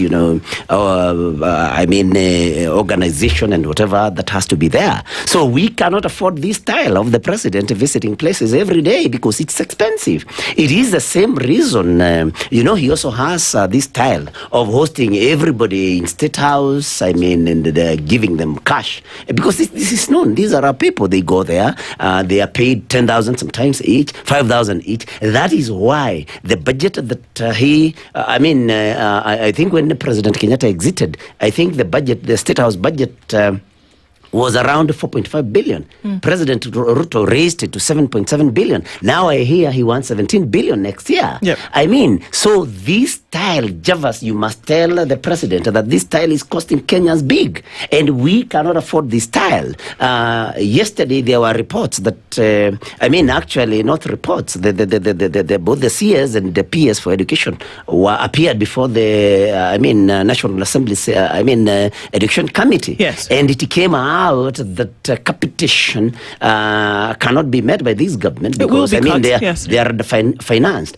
We cannot then, when we have such circumstances where we need resources more in education, for example, then we have a president who, because it is his style, he continues expending billions that could go to other relevant more pressing, issues. President Ruto must stick to State House or Harambee House and work from there. President Ruto must empower institutions. President Ruto must give autonomy to CSs and PSs and other departments to implement what he needs implemented. We are tired of seeing him on car roofs and visiting, counties every day of the week. He's out there. We are spending huge amounts of money to finance that lifestyle. lifestyle. If it is his lifestyle, then he should then, meet the expenses of that lifestyle from his own resources. Let's look at it from the other side. And is there a possibility that the people that he goes to meet actually desire for him to see them and say, well, let's have a physical or tangible reach to this promise? Is it about the promise to the people anymore? One would imagine that the people of Muranga are now maybe looking forward to a time where they can see. Is that the case? None other than President Ruto himself has said that people will not be elected on account of how on account of how they look like. Surah. He has said that very many times. So the people of Muranga do not need to see his face because he was not elected because of, on account of his appearance. The people of Muranga and the people of Kenya want him to fulfill the promises that he kept. He wants him to implement projects that he has promised. They do not want to see his face. Otherwise, we see his face every day on TV. Nobody wants to see him. So it cannot be a case of the people of the electorate wanting to see him. He's not he was not elected on account of his appearance. So we do not want to see him. We want to see his projects. And in any case, a good student, for example, waits for the teacher to mark an exam for him, and the teacher to do, to give back a report. Okay. Let the project speak for him. We do not need him in the counties every day. We have governors. So let him concentrate on his job, implementing, see to it that projects are implemented, and most importantly, to give autonomy to people who are supposed to serve in ministries and departments. He is micromanaging everything. All right. And that is why probably people are saying even his health could be affected by that, because you cannot do everything. He is human. Let him delegate. Let him give people autonomy to do what they... Javas, you talked about the president and projects that are being implemented. And many would say that projects are seen. Projects are felt. Projects are things that speak for themselves.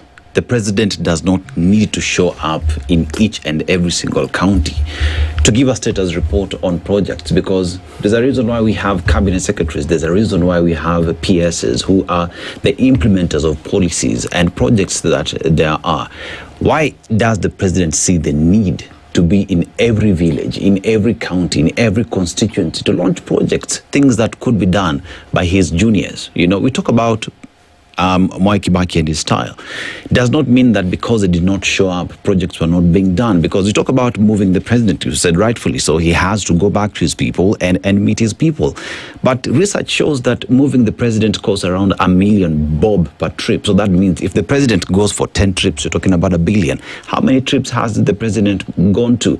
Yet we have other pressing issues like education capitation is going down. We have healthcare that is on its deathbed.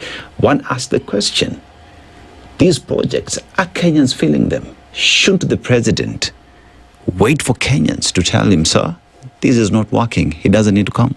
Dennis, you ask very fundamental questions which should help us pierce through the veil of falsehoods. One, the Constitution bestows upon the president two primary mandates. One, he is the head of state, then head of government. Nobody else is except him. As head of government, his administration, it behooves him to preside over the running and oversee the implementation of projects that he committed through his manifesto.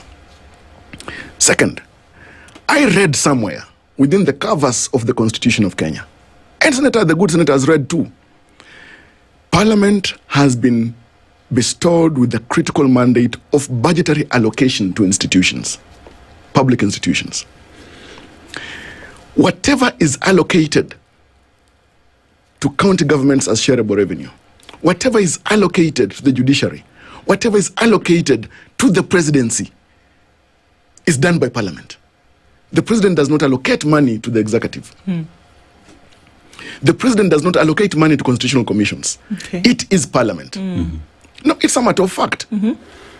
It is codified. Yes. Secondly, yes, it is important that we must be prudent in expenditure.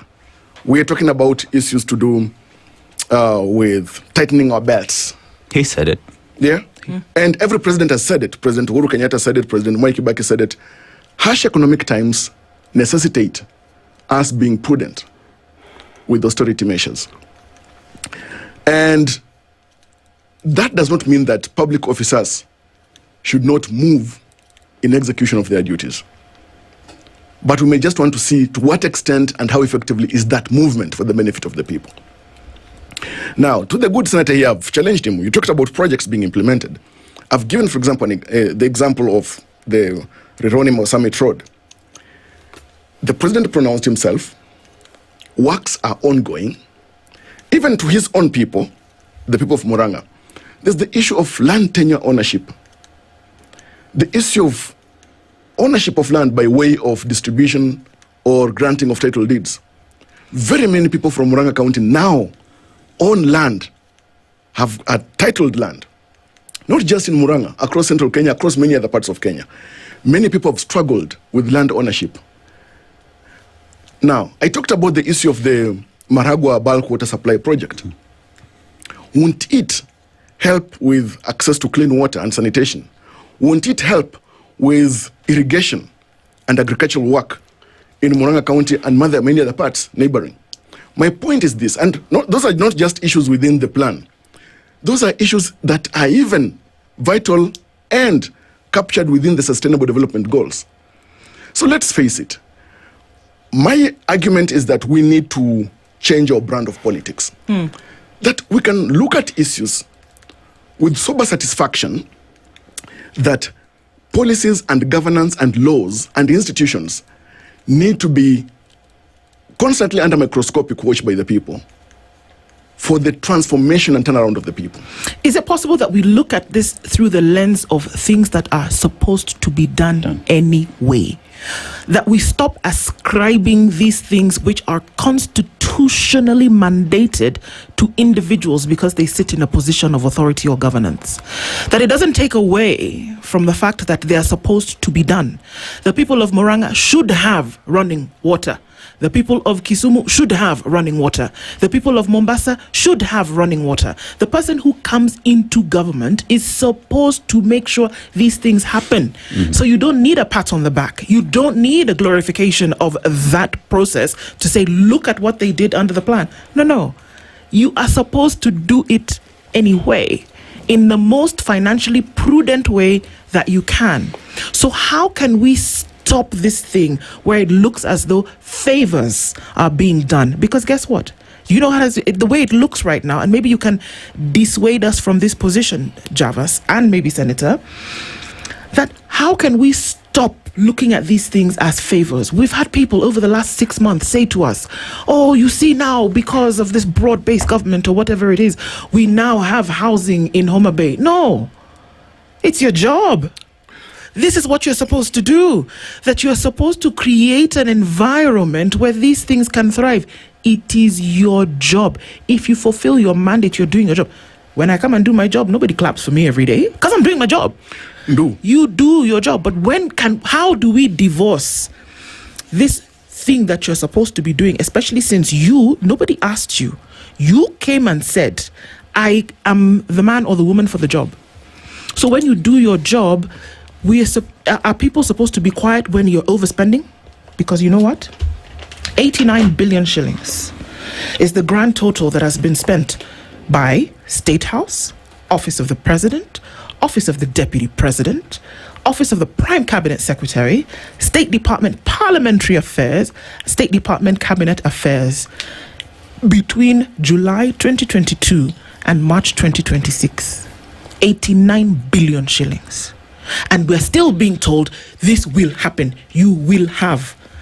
So how do you divorce the politics from the job that you're supposed to do?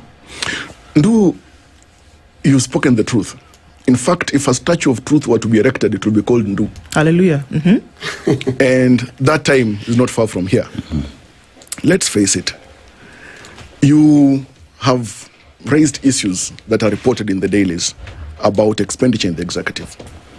It is important for us to appreciate that government succeeds by spending, but spending prudently. What we need to ask is, to what extent were those finances spent prudently in service and for the benefit of the people? Institutions run by way of being financed. The presidency is not a single unit. It's broad, it's humongous. So what we need to do is have an incisive look at the 89 billion and ask ourselves to what extent was there prudent use of those public funds. The other thing is this: if it's a question of financing projects or enabling public officers, for example, even Senator Nyutu here is enabled to move to serve the people, we cannot question that except if it is excessive. And that's why we need to look at. And that's why we've got other institutions, Office of the Control of Budget, Auditor General, etc. When they raise issues, then we go back as a people and ask ourselves, then how should we look at these streamline things for the better of the people? You ask also another question, that how can we reorganize our politics, our thinking, and our perspective such that when somebody is discharging his or her duties, they must not be praised for it. True. When you seek public office and you work by the guidelines that are there, it is your duty. Only to the extent that you satisfy that execution, the people should be happy. But there are people that have occupied public office and departed from the very guidelines of the mandate that is bestowed upon their laps by the law. Well, going contrary to public expectation, then people will frown upon it. So I think that's why I said we need to change our brand of politics. Let us get to be looking at issues in a manner that makes us move forward, depart from a politics that is only vitriolic. Look at even how politicians have been engaging in all these ping-pong games in the recent weeks. Talking about dystopic politics, somebody saying, for example, and even his party leader, that we will not have a country here. I mean, we need to have leaders, whether government or opposition, who are talking about preserving the country and its future. Not talking about the necessity, urgency, or probability of them presiding over anarchy and the annihilation of a country. Jervis, and senators, you come in, when you talk about vitriol, both sides stand accused of the same. The president as well, we've seen him top of his vehicle doing the same, as well as United Opposition as well. Both sides stand accused of this. But I would go back to matters to do with, I'd give example of China. One of the countries where we talk about development, you never see Presidency going anywhere to launch projects. Everything is just moving because it is a system, it is structure. You ask yourself how much it would cost to move Presidency, and you would talk in terms of humongous amounts. But let's come back to Kenya. Does it make sense to the people of this republic, even people of Muranga, that we would spend billions of shillings moving the president, yet a hospital in Muranga does not have medicine, does not have equipment, doctors are not paid on time, children do not have enough to go to school, TVET, tertiary education students do not have bursaries that would enable them access education? Would it make sense to anyone in this country that they are unable to get what they call basic services, yet we're spending billions of shillings on things that are not necessary? For me, that's the question. That is a billion-dollar question that Javas will not answer. The lifestyle that costs Kenyans billions of shillings just to massage somebody's ego and for somebody to do his campaigns. Of course, it can never make sense. That's why, of course, I had said that, we have very many problems with education. Of course, I know Javas will tell you that health is devolved, and so if the president comes to Muranga and finds that maybe Muranga level 5 hospital doesn't have enough, medical supplies and that kind of thing, he will tell you that that is devolved. You should not blame it on the president. But then there has been a very long-standing question in the Senate. The funds that we are leaving at the center still. If you look at the entire health budget, for example, whatever is left in Nairobi is too much. I mean, this burden is given to counties with their meager, allocations. But talking about education, which then Javas now cannot say is devolved, because it's devolved only to, to pre-primary level. I mean, we have now junior school. I mean, which is basically secondary school. It is. These learners do not have labs because, I believe it was a mistake, to make this decision to have, junior schools within what we had as primary schools. Because, of course, there are many problems. So we need labs in these schools. We need lab equipment. We need very many things which have not been done. This number of teachers, we are told, 56,000 teachers. Most of them are interns. They are not employed on permanent and pensionable basis. So anyway, we can have a long list of the problems that we have and of what the monies that the president is basically wasting can do for the benefit of Kenyans, because we have very pressing issues. But allow me to say, to put some things must be very clear. So the Javas, because he speaks for the president, does not mislead our viewers and listeners. When he says that it is parliament that allocates funds to, for example, State House, because I think he wanted to say that the president is innocent when he spends, when he's given 17 billion, because actually he's given that money. No, Javas, you must let the people of Kenya know that departments make requests to Parliament, and the allocation are based on these requests, and also that President Ruto has captured Parliament. So other requests, and you heard the PS yesterday, PS Basic Education, saying that his request, I think, was about 45 billion. He was given 200 something, short. I mean, he fell short by about over 110 billion. But that one will be adjusted. But the president's request, State House request, will not be adjusted because he has captured Parliament. So we must tell Kenyans the truth. When he talks about the Muranga bulk water project, we must let the people know that this is a project that was initiated by Uhuru Kenyatta and which Ruto fought so hard, saying that it was meant to supply water to an estate that the Kenyatta family wanted to put up at Northlands.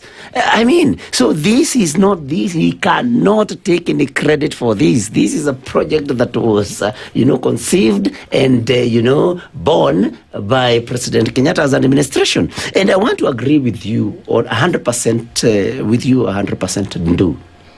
That when we do our job, we should not expect anybody to pat our backs. That is why when you feed your children or pay fees for them, you do not expect them to sing praises for you. It is your responsibility. It is your duty. So, for the president to expect that and to say that people must work with him politically for them to bring development, that is something that we must, isolate and say it's very unfortunate. The people of Muranga do not have to support the president. The people of Muranga are taxpayers. They have a right to development, whether we support the president or not. After all, the president will not initiate projects in Muranga, using funds from his chicken farm that he prides about. These are national resources, public resources. And, allow me also to say something that he has said, that my party leader says that there will be no country here, that he's pessimistic, and we must be optimistic. What my party leader, His Excellency Rigathi Gachagua, does is warning that if we go on this trajectory, then we may not have a country. I know he has said that if SHA continues operating the way it is operating, in the next few months, it could collapse. That is not being pessimistic. That is telling people that if things do not change, then we are not headed in the right direction. You cannot call that pessimism. That is, the truth. We have to plan if we do not want to fail. If we fail to plan, then we are planning to fail. And so we must put these things in perspective. And Java said something very interesting, but does not want to expound on it, that governments succeed by spending.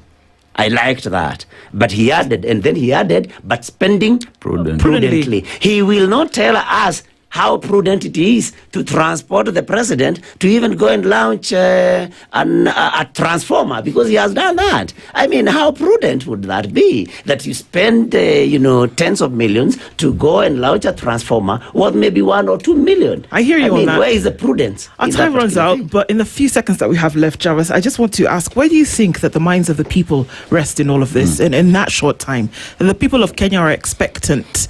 Where do they play in all of this web of politics? Quickly. The people are the fulcrum of all this. And there are people that are very much excited by the president's implementation of projects and his manifesto. There are those that are concerned about some projects that are lagging behind. Those that are concerned that other projects that are not completed by the last administration should be implemented. For example, even the Mau Mau roads, they are on progress. So the thing is this, in the fullness of time, that ledger then will be fully open. People will ask themselves, of the project that the president committed or since he took office, how many have been implemented fully? For example, even if it's affordable houses, a number of houses have been occupied already. If it's a question of roads being constructed, there are a number of roads that almost some have been completed, some are being completed. Yeah. So my point is this. We cannot put or heap all the people in one basket and say that they are thinking and feeling like Senator Nyutu and are disgruntled with the president. There are people that are happy. There are those that are in the middle. There are those that are going to be happy in the not too distant future. It's one to watch, that's for sure. We must continue having these conversations. Senator Joe Nyutu, Jarvis Bigambo, thank you for joining us this morning. Good morning, 8 a.m.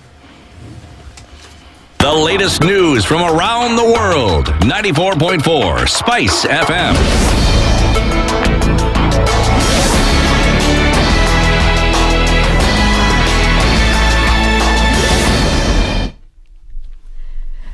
Good morning. This is the News Wire. I'm Leah Ubaga. In efforts to avert a teacher strike, the Social Health Authority has held talks with teachers' unions to address their grievances. Under the agreement with Kupet and NAT, teachers will not pay co-pay fees when seeking medical services in hospitals across the country, with the insurance package set to be reviewed to better meet their needs. SHA CEO Dr. Mercy Mungai has warned hospitals against charging teachers co-pay fees, saying facilities that violate the directive risk their contracts.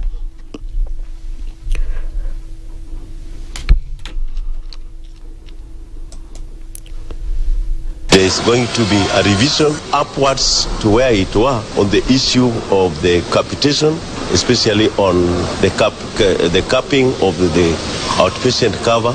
We have cases of teachers paying, going deep into their pockets. Much as we have a comprehensive cover, teachers still pay service providers. We have agreed with the SHA that this must stop. Facilities are not allowed to co-charge the teacher. We've received reports that there are providers who have co-charged teachers. Any provider who has co-charged a teacher will be decontracted.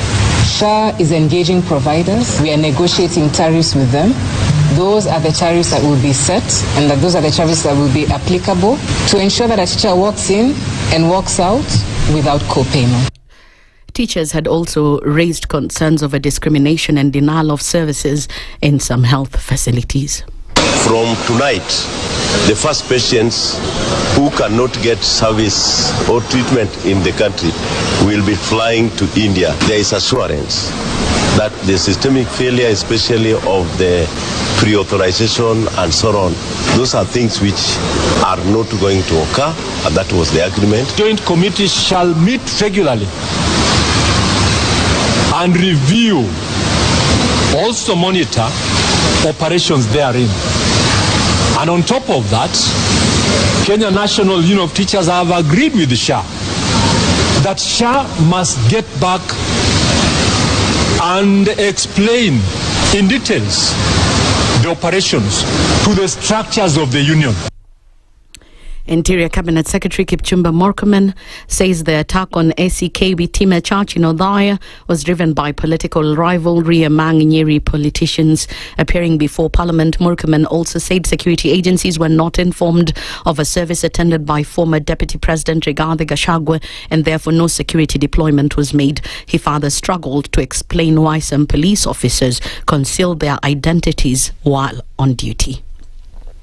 The attack appeared to be linked to local political rivalries, which may have influenced its coordination and execution. Local police officers attempted to respond to the incident. They were blocked. The officers commanding police station Witima had not received a prior notification of the event and was unaware of any high-profile guests would be in attendance. As a result, there was no sanctioned police deployment for the event. Does it worry you, Honorable CS, when you find police officers in uniform, hooded, meaning they are hiding their faces? Police officers' uniform includes hoods, are used in certain circumstances for operational reasons, especially when you need to protect the identity of the police officers when carrying out dangerous operations that deals with people like terrorists, sometimes bandits.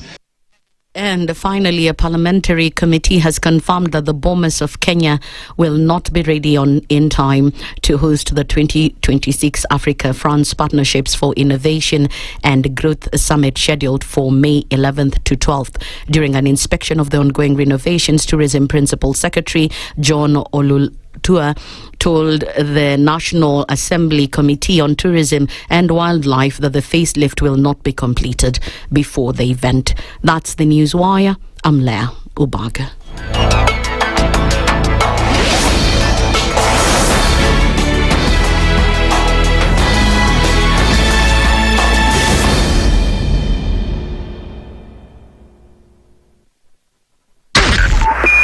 .5 Spice FM, Kisumu.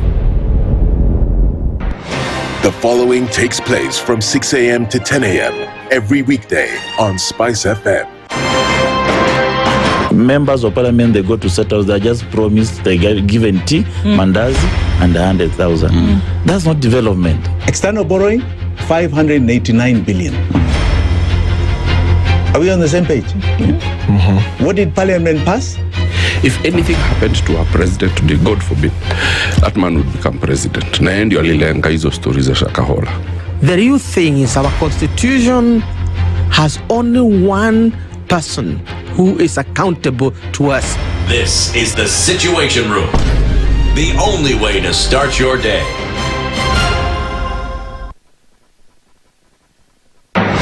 The following takes place from 6 a.m. to 10 a.m. every weekday on Spice FM. Every time he kept on saying he wants a vibrant opposition.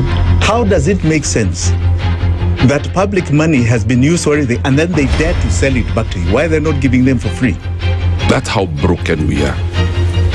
That's how broken we are. They're being sent home now for fees. They're going to fail to prepare. We are compromising the futures of these children. This is the Situation Room, the only way to start your day. Mature, intelligent talk every morning. Spice up yourself.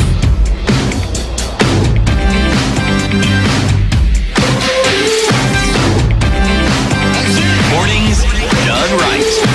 94.4 Spice FM, Nairobi. Good morning, and you're tuned into the Situation Room at 7 minutes after 8 o'clock. Our conversations take a slightly different direction. It's still about spending money, however, and we're going to be asking certain questions this morning. The CEO of Vocal Africa is Hussein Khalid, and he joins us in the hot seat this morning. Hussein, good morning. Good morning. How are you, Ndu? Very well, thank you. How are you doing? I'm okay. Yeah? We still see you around the country in different spaces pushing the rights agenda. And the conversation that we're having this morning is right up that alley still.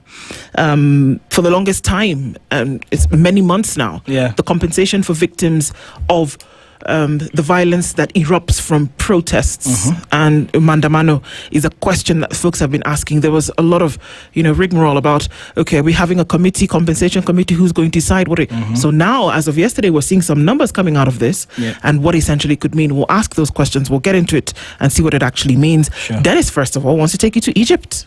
Yes, a beautiful country. You talk about ancient Egypt. Today in Kenya, we're fighting equality, especially between men and women. But in Egypt, they tried that in the ancient days because women had the legal basis to own land and also to initiate divorce because that was in their culture. Yeah. You talk about the Suez Canal and what exactly it does to Egypt, and it controls 12% of global trade, just that canal.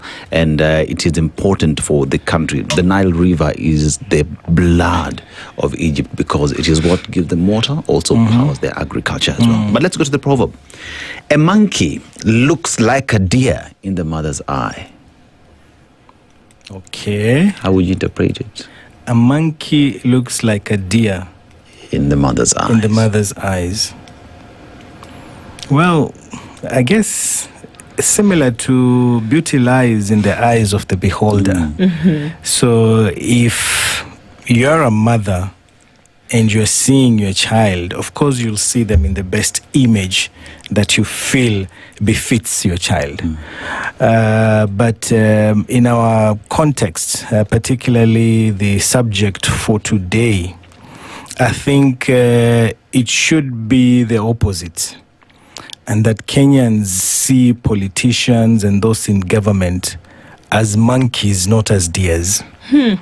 Because we believe like 99% of our problems are as a result of their failed leadership. So to us, if we were the mother in that proverb, we would not see our government, who we put in power, and our leaders, who again we voted for, we wouldn't see them as deers. Actually, we see them as monkeys because they have failed us time and time again. They have not been able to deliver on their mandates, on the promises that they made. And that's why we find ourselves in the situation we're in today. That's how I would see it. He speaks as if he was to write a letter to the government. He would not start with the dear government. Yeah. No, government. Well said. Indeed. Yeah. All said. So let's look at some updates about what's going on with this compensation committee and then the victims. Sure. The president has unlocked a 2 billion shilling reparation fund for protest victims. We know that that's the amounts that they were looking at. We're going to start asking some questions about where that money comes from. Is it part of a supplementary budget? Is it part of emergency funds? Okay, so that comes up. The Kenya National Commission on Human Rights has identified 1,563 victims of rights violations. And as a result of that, we've seen that certain things have happened. So the compensation fund, it's been set aside. It covers victims from 2017 to 2024 and 2025. It's being led by the KNCHR. We know this. They aim to complete compensation, not finding out all of this, to complete the compensation by June this year. So the things that they're looking at are thus: death, fatal shootings, custody deaths, 3 million shillings plus expenses is what then you would be given. Sexual and gender-based violence, 4 million shillings. Abduction, disappearance, 2 million shillings. So I guess this 2 million shillings is paid to the family if they're unfound. Severe injury, gunshot, amputation, 1 million shillings. Moderate injury, 500,000 shillings. Minor injuries, 100,000 shillings. Psychological trauma, maybe they're giving this to everybody, I don't know. 250,000 shillings. Unlawful arrest, which then I guess this has to be proved by the courts. Unlawful arrest and or detention, 200,000 shillings, and then property damage, 100,000 shillings. These are the proposals and the framework guidelines. They're not fully paid out yet, of course, because we've just started to see these numbers as of yesterday in terms of what they're going to take control. But people have been saying, until when? But see, now we have some dates now. 2017, 2024, 2025. These are the years that they're going to be compensating people for. Seems like now that there's kind of like a plan. I'm around this thing. Are you satisfied? You're looking like, okay, for somebody who was on the front lines, you saw the people injured. You carried dead bodies, Hussein. You listened to cries. You went far and wide to see what exactly was happening. Does this kind of look like finally you're getting somewhere? I would say definitely not. Okay. Because compensation was never our first priority. Compensation is something that has been dangled presently to make the public, to make victims, to make families and civil society forget the main agenda. And the main agenda remains justice for the victims and their families. And up to this point in time, we have done almost zero work when it comes to ensuring justice is done. And what is justice? One, for us, justice very clearly is investigations, arrest, and charging of the perpetrators. Number one, and first and foremost, that is something that, is non-negotiable. Investigate, arrest, and charge those individuals. That we have seen nothing.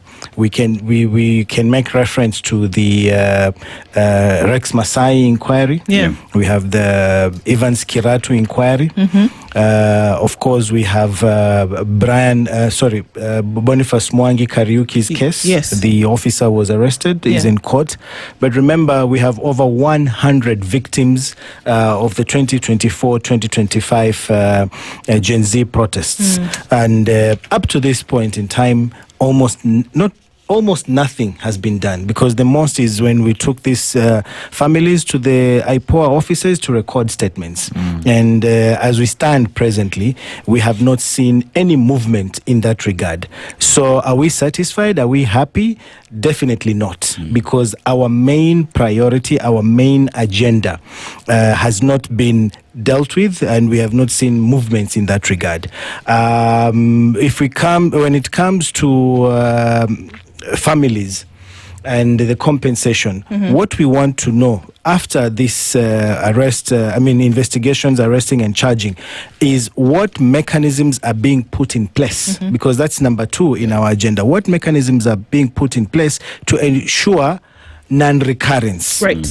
We can't just be killing people and paying them off, killing them and paying them off. That is what we are being told presently. So there are no safeguards, there are no mechanisms being put up to ensure that we don't go back to this same situation. So number two, we are asking, we have the various laws, including now these guidelines that are being presented to us. How are we ensuring that police, number one, do not kill Kenyans? How are we ensuring that public order is handled in such a manner that it protects Kenyans who are exercising their rights rather than killing them? Yesterday, when we met with the families and we were discussing these guidelines, they were like, how are we here sitting, discussing, when the government is repeating the same thing again outside? Because we had Kenyans who had been arrested the day before, Kenyans who are taken to court.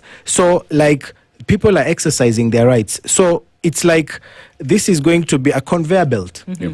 Kill, harm, torture, wrongful arrests, as many were yesterday. If you saw some of the videos, people are simply chanting in town. They're not even protesting, they're just singing. They were standing and singing, and they were arrested. And I was wondering, so you've arrested this person who was singing at archives. What are you going to charge him with?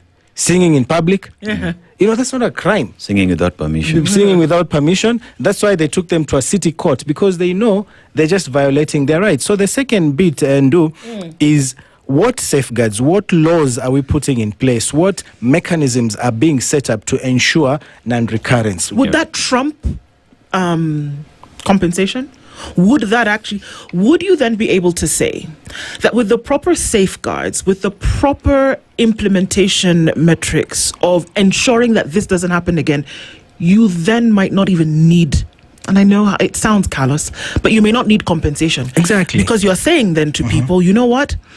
We know that this happened to you, and maybe even an apology. We know that this happened to you. It shouldn't have. Yeah. But this is what we have done to ensure that it never happens again. You wouldn't need to you could take 2 billion shillings and put it into schools, for example. That because 5 million shillings, I don't care if it's 100 million, it is not going to bring back a life. Very true. And in the 4 steps that we are very clear on for compensation to happen and all that, the 3rd step now is the apology. Yeah. Apology and acknowledgement. So we're saying, first of all, investigate, arrest and charge. Number 2, we're very clear, non-recurrence. Make sure there are laws, there are mechanisms in place to avoid these kinds of incidences happening again. The 3rd one, apology and acknowledgement. Like, we still have statements like these guys were treasonous, criminals, terrorists, and all that. So we have to acknowledge that these were Kenyans who are merely exercising their rights in defending their country from corruption, from all sorts of, bad elements in government. So we need an acknowledgement. And yesterday we defined what acknowledgement is. A public apology through the president. The state must do that.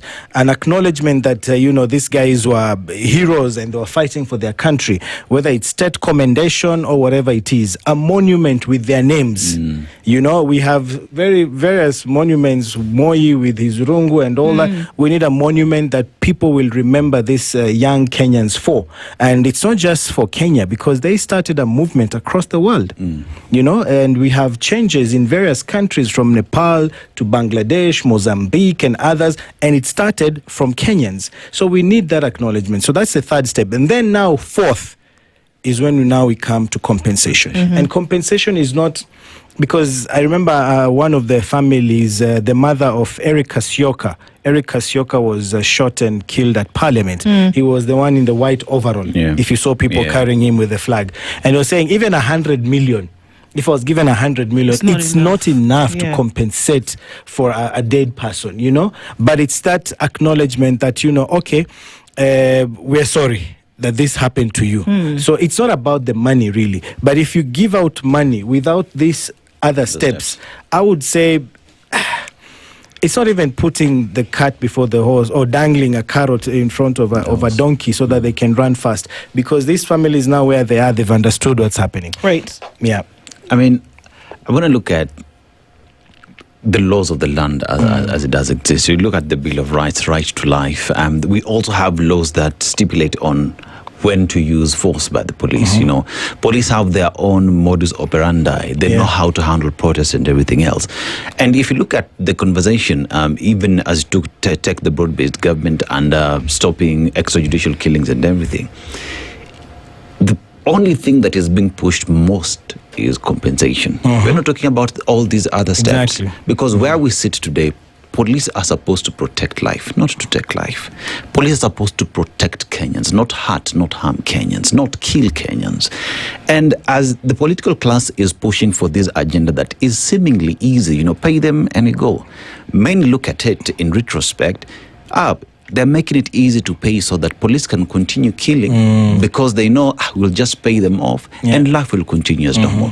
Which then brings into place perhaps another perspective, which is let us respect the Constitution, implement the Constitution and live under the Constitution as the guiding law of the land. So even as we push that, even these 2 billion shillings, when you're asking, where did it come from? All of a sudden, we have some 2 billion shillings somewhere to spend all of a sudden, which to many does not make sense. So is there any honesty to from the implementers with the implementation or just respecting the rule of law? In the statement we issued yesterday, because we had a full morning and we looked at the guidelines, we tulichambua in and out. And we had Professor Kivutha Kibwana who to help us with that. So we really went through those guidelines with the families, made them understand what's happening and all that.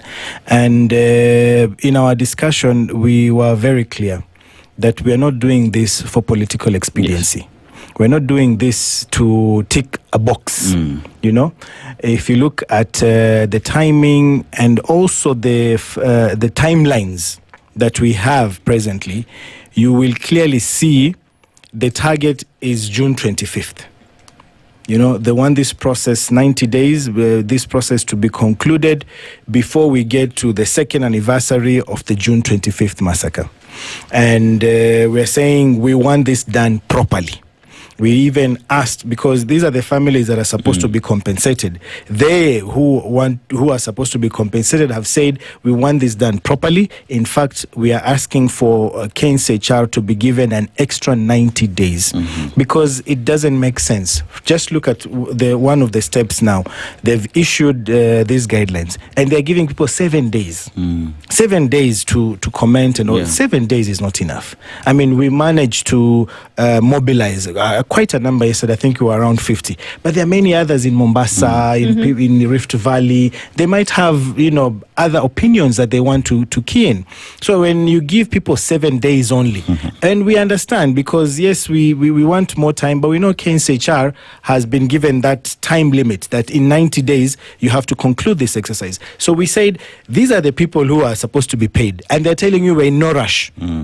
We don't want the money like before, you know, give them 90 days. Let them go through this exercise properly. Whatever systems they have, they're saying 4 million because they've given minimums.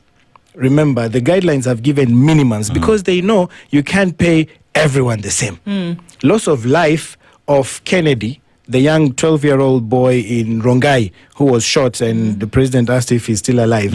That one, and let's say Eric Kasioka, who was shot in Parliament, and Abdurazak, who was in hospital for several weeks, you know, with a gun lodged in his spine, but eventually died. You can't say all of them will be paid the same. You know, this is a young boy, this is a youth who just died on the spot. This one went through like pain and suffering for several weeks before they died.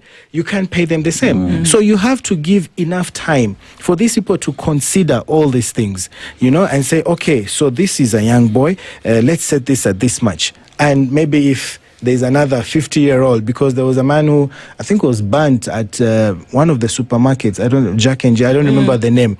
You know, so you have to give these people enough time so that they can go through these cases and give figures that are reasonable. You don't want today to hear this one was paid 5 shillings. Like, you know, we had the SGBV and loss of life, which had, you know, different payment minimums with SGBV higher than loss of life. So yesterday, again, families and victims were discussing how is that so? What's the logic behind that? So people need to discuss these things in details, give people time. But when you're working, you know, in a rushed system because you want to beat June 25th, and you're already seeing politicians now saying they also want to use June 25th, you know, for their mandamanos and all that, then, you know, it clearly sends a message that this is not about the families. It's not about victims. It's for political expediency, making sure, you know, when it gets to June 25th, we are okay. Those families have some money in their pockets and, you know, there'll be no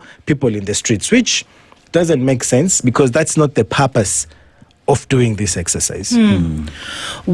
I mean, just looking at rights over time, I look back during the atrocities that happened on the African continent, when we look at DR Congo with the Belgians, where we look at different parts of what's Rwanda, Burundi today, when we look at things that happened in West Africa, East Africa, Southern Africa.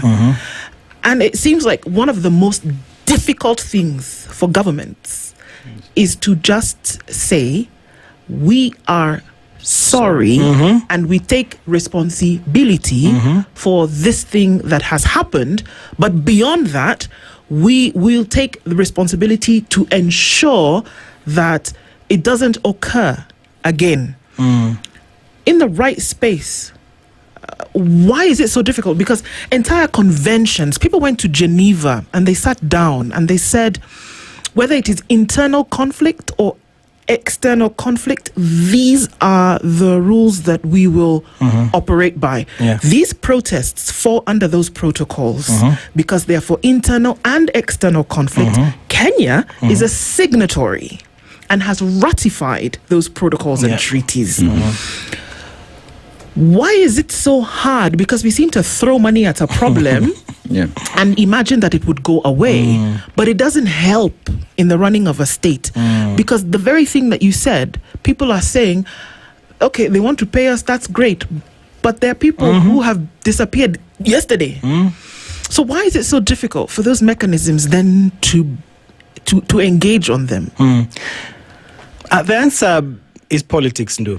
The problem is that politicians that we have today are that politicians. They are not leaders.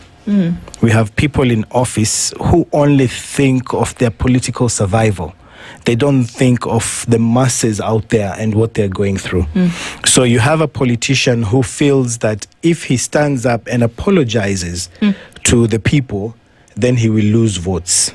Then he will appear as a tyrant, that he's responsible for what has happened, that he didn't do enough to save lives and to ensure there is peace. That is the crux of the matter.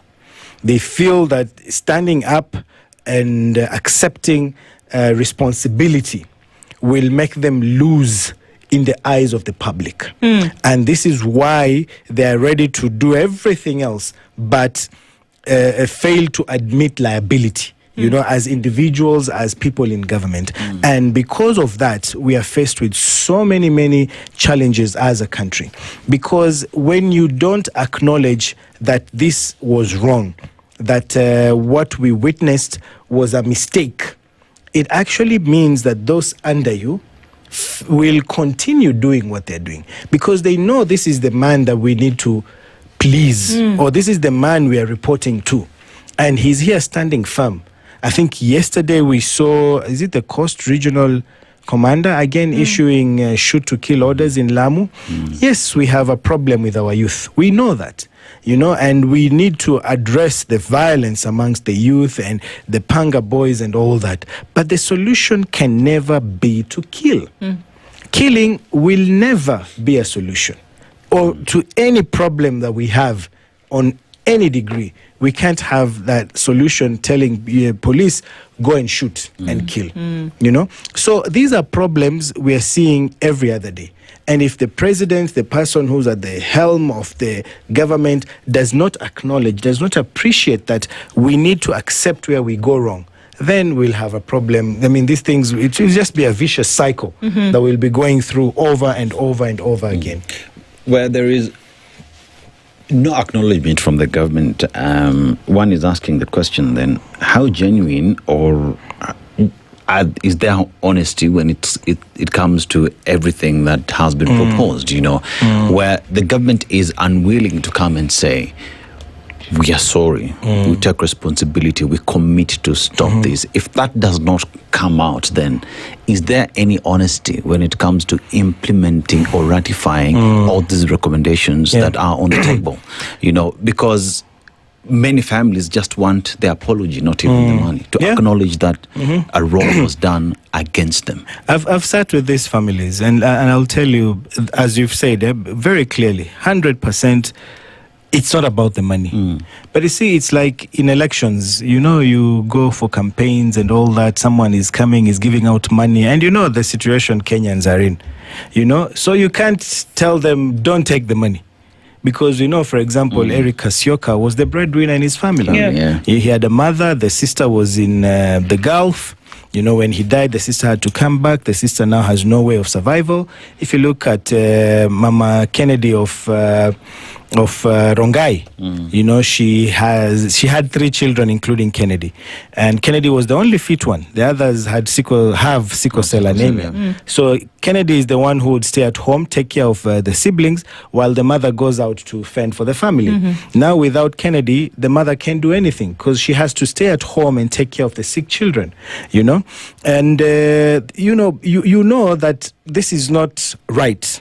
Ideally, we should stay firm and tell families justice first. We have these processes. Say no to the money. Don't go for it, because this is just a way to hoodwink you from pushing for justice.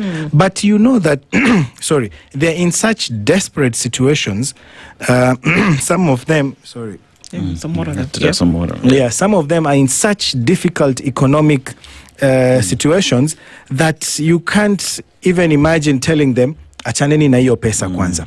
So you tell them, go for it. And we even ask ourselves, for instance, where is this 2 billion coming from? It's like there was money lying around, doing nothing. And now the president just decided, oh, okay, where is that money that can you give it to these guys? Because we also have to ask those questions. Ken's HR has to ask those questions. Is it a budget vote? Was there a supplementary budget somewhere? 2 billion is no little money. No, it's huge sums of money. So there's so many questions to be asked, but then you're like, okay, do we just say no, or do you take what you get now as you still push for the rest? How does it settle down with the families where we have a broad-based government that came together and that was the first ticket item, yet we see immediately the following year many more Kenyans were killed. Right now we're talking about compensation that ought to happen. But then again, we have individuals who are arrested in Nairobi. You have a police that is still a force, not a service. You couple all things together and nothing seems to be changing. So then as you're having this discussion, say, with KNCHR, there needs to be a discussion with the police as well for them to be on board and give assurances that this will not happen. You've said yesterday there is a shoot to kill order that has been given to Lamu. One asks the question, is there any intent? Police, government, or are we just operating on promises but no implementation? There is zero political will to change the system as it is. I will tell you that for sure. There is no, the goodwill, even from the police service, because what we have today in Kenya is regime policing. They don't police to follow the constitution. They don't police to follow the laws. They look at who's in power and what does he want. That is why police and goons are working side by side. And police will just watch as goons attack, beat members of the opposition and all that, because they know this pleases the political powers of the day. We have a police service that will say shoot to kill, because Murkomen said the same thing. Akikuja kwa police station, shoot, piga risasi kwa mguu. So you already have a leadership that is pro violations, pro brutality, pro torture and all that. So because we are police and we don't respond to the law, we will follow what the political powers of the day tell us to do. And this is the big problem we have with our police service, that it's a regime policing and they don't follow the law. And any day they will just stand, you go to a police station yesterday and say, I'm waiting for orders. You're the OCS. The law is very clear. So there's somebody release these people. Why wait until tomorrow for 3,000 shillings? You can release these guys. You have the power. Here is the law. It says the OCS makes the decision. But then the OCS tells you, no, I'm waiting for orders from above. I have not received orders. Clearly, they don't follow the law. They don't follow the law. And so there are others within these ecosystem who also don't follow the law. And that unfortunately with protests, there are people, whether they infiltrate or whether they're part of the thing anyway, who are also causing some kind of mayhem. Where then do we hold them responsible? We'll continue with this conversation. Hussein Khalid is here with us. It is 24 minutes to 9 o'clock. We'll continue and get more as we come back. Don't go away. This is the Situation Room, the only way to start your day. The weather with SpiceFM.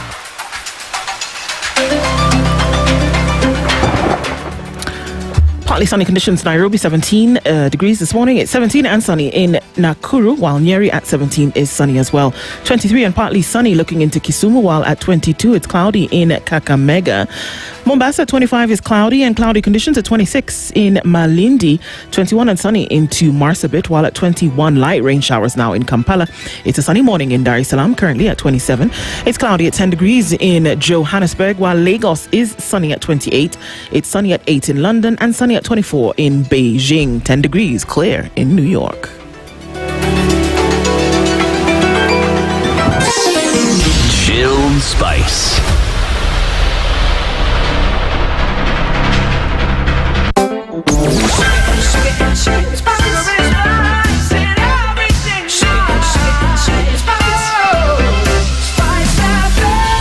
spice up your life. Traffic. All right, let's take a look at what the roads are looking like now. That traffic that came off the Thika Superhighway still seems to be one to contend with today. It's also busy coming off of Kiambu Road as you try to make your way through towards Muthaiga Square. So that very busy. And we have traffic snaking all the way back towards the DCI headquarters gate. The Red Hill Link Road, our inbound is a bit crazy this morning. James Gishuru also crossing over towards Wayaki Way is busy. Peponi Road, busy. Limuru Road, crazy as well. Red Hill going towards Limuru Road this morning, also very busy. Lower Kabete, Spring Valley, that whole area is still getting the brunt of it as we are in traffic hour proper this morning. Traffic coming off of Langata Road and also coming off of the road leading towards that from Rongai, touching with the Southern Bypass, also pretty busy this morning. Traffic coming off Langata Road then towards Raila Odinga Way, also one for the books. Okay, busy this morning on North Airport Road, outbound, inbound, coming and going in the direction of Embakasi and Outer Ring, busy as well. Let's talk and keep things moving. SpiceFM on X, hashtag the Situation Room.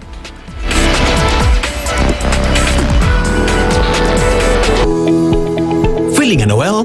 Do not search your symptoms. Find a trusted healthcare provider near you. The Aga Khan University Hospital has brought specialized world-class care to your neighborhood. Our conveniently located clinics offer specialist clinics, diagnostics, and pharmacy services, ensuring you and your family receive the best. See your cardiologist, pediatrician, gynecologist, family physician, surgeon, diabetologist, gastroenterologist, neurologist, pulmonologist, among other consultants near your home. For families along Mombasa Road, we've got you with medical centers at the following locations: Capital Center Mall, Imara Shopping Mall, Syokimau, Machakos Town. Visit any Aga Khan University Hospital Medical Center in your hood today or call 0730 011 888. Aga Khan University Hospital, world-class care, here and now. School is out and the fun is in. Feast your eyes and your kids' hearts on a feast like no other with StarTimes. Recharge your monthly subscription today and get upgraded to the next high bouquet for 1 full month. Turn your home into a world of adventure with Bluey on CBeebies, playful giggles on Baby TV and Jim Jam, learning that feels like play on Mindset Learn, non-stop action with the Batman on Toonami and the Powerpuff Girls on Boing, endless fun with SpongeBob on ST Kids, and thrilling wins with Super Strikers on ST Tunes. Unlock your upgrade today. Simply renew your subscription on your current bouquet and we'll automatically move you to the next high bouquet for 30 days. Dial *858# or call us on 0719 077 077 for customer care. Download the StarTimes On app to take the fun wherever you go. StarTimes. Enjoy digital life. Mature, intelligent talk every morning. Spice up yourself. Mornings done right. 94.4 Spice FM, Nairobi.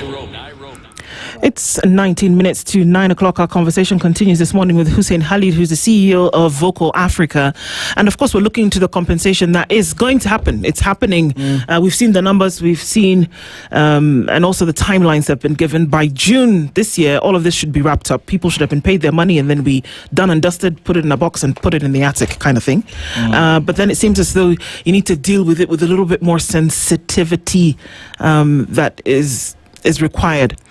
But when we talk about these protests, Khalid, we are never far behind with the people who destroy property and may not necessarily be the ones who protest, but may be infiltrators. Yes. And the words that we are going to use is one of the words that's been in the public arena for the last few days, until some of them are even being invited to State House to have a conversation.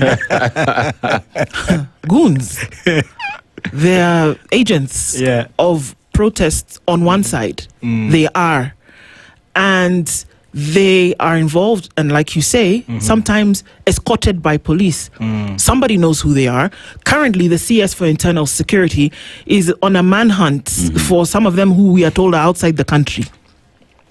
I could have words about that, but let's keep, So how those who infiltrate protests or those who destroy property are those who enter into a protest for, just pure evil means and not to protest against a certain thing.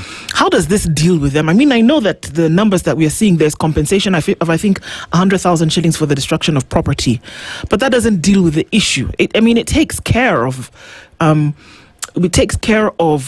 maybe there's a loss here and there, but like even with the supposed protests that we're going to see on Tuesday, a lot of businesses did not open because they were afraid that their property would be destroyed. Yes. Who plays here? Maybe I begin with the first part of your statement that by June will be done and dusted. So what is very clear to us, and I believe also to KNCHR, is that this is not a one-off thing. KNCHR has a legal mandate to oversee reparations.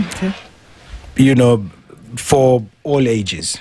It's not a mandate that you do in a given period of time.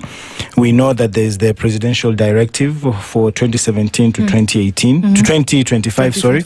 But also that process, if you look at the 6 months given, it's not enough. And so what they've said is that they will prioritize death and serious injuries.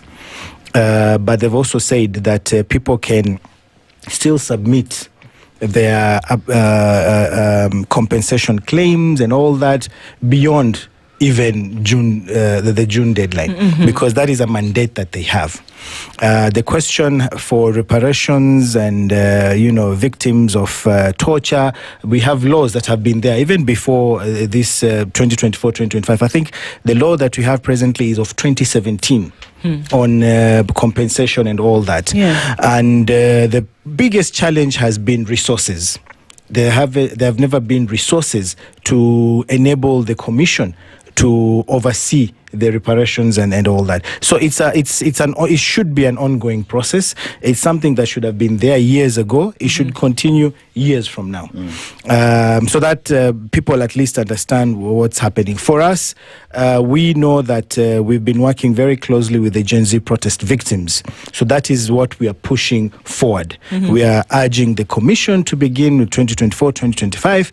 At least, for 2017, people have sort of like moved on in a way. We can't say that people have completely moved on. Of course, we can't say that. But we're saying 24, 25 is very recent. The torture, the psychological challenges are like happening now. So let's prioritize this as they also look at, how they will be able to manage.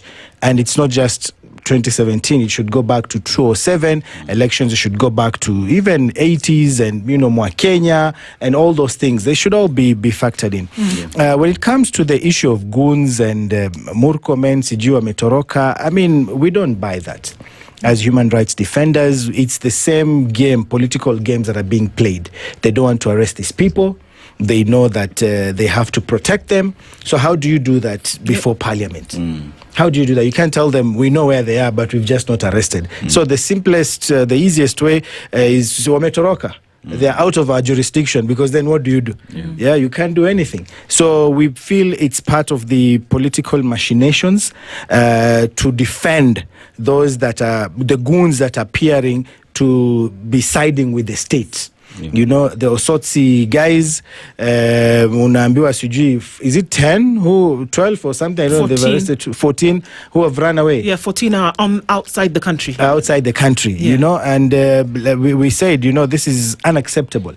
If they're outside the country, that means you have the records. You know where they are. You know where they are. And it's not even that difficult. They've gone to Tanzania. You demand that Tanzania brings them back. It's not something that you're supposed to just now sit back and say, oh, they left the country. It can't be that easy for people to just get away. So the government knows what they're doing. We believe Murkomen understands what is happening. And we as human rights defenders believe they're shielding these goons who are responsible for what we are seeing, the mayhem we are seeing in the country. And let's call a spade a spade.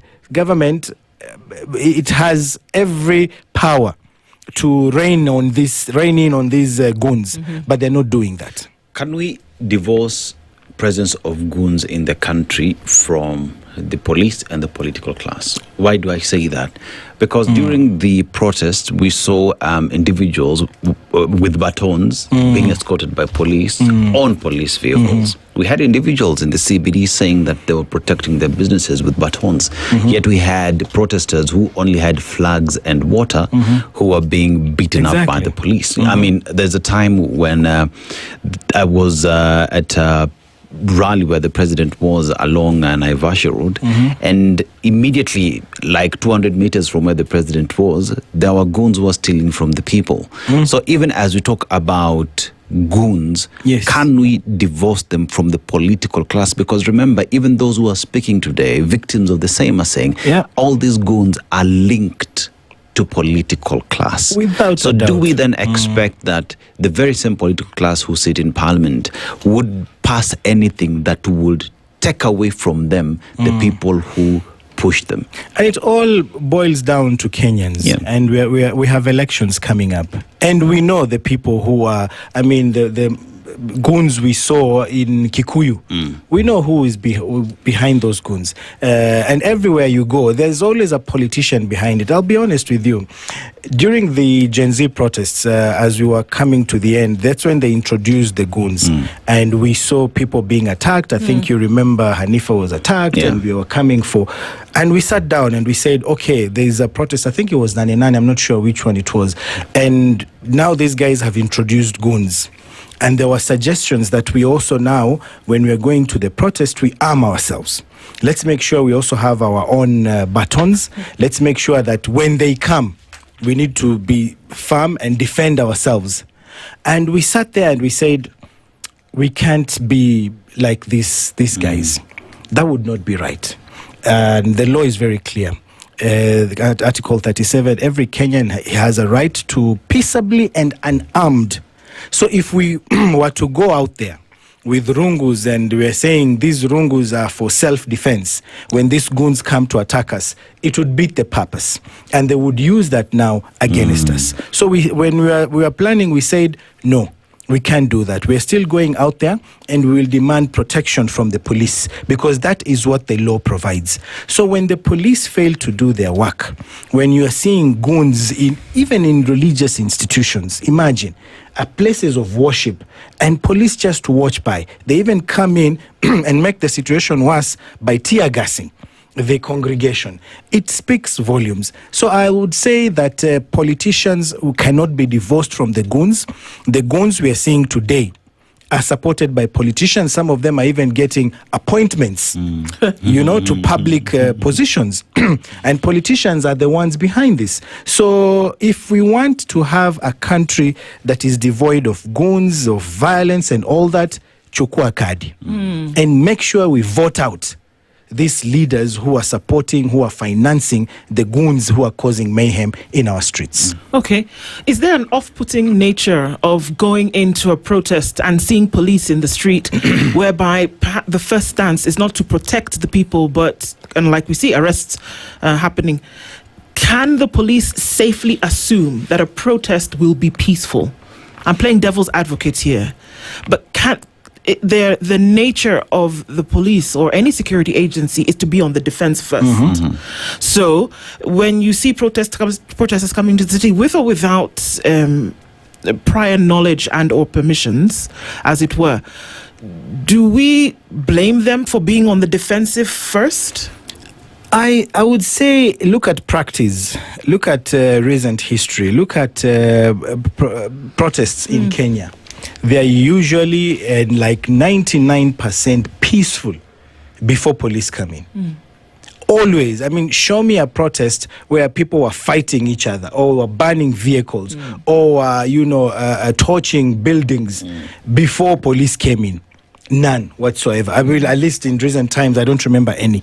So you'll find that when police come in, they want to come in and disperse or dictate the road people should take. That's where we now begin getting to see problems. So I believe that, yes, police have a duty, and that's why we issue notice. The purpose of issuing a notice is for police to come and ensure that the protest is safe, that there is security.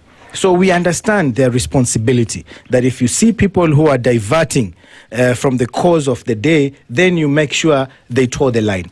But the problem is that when a protest is pro-government, there will be no disturbance. People will be allowed to do everything they want to do. But when an issue comes up, a human rights issue, people are complaining about fuel hikes and all that, then you start seeing police. And this is why what I'm saying, we have regime policing.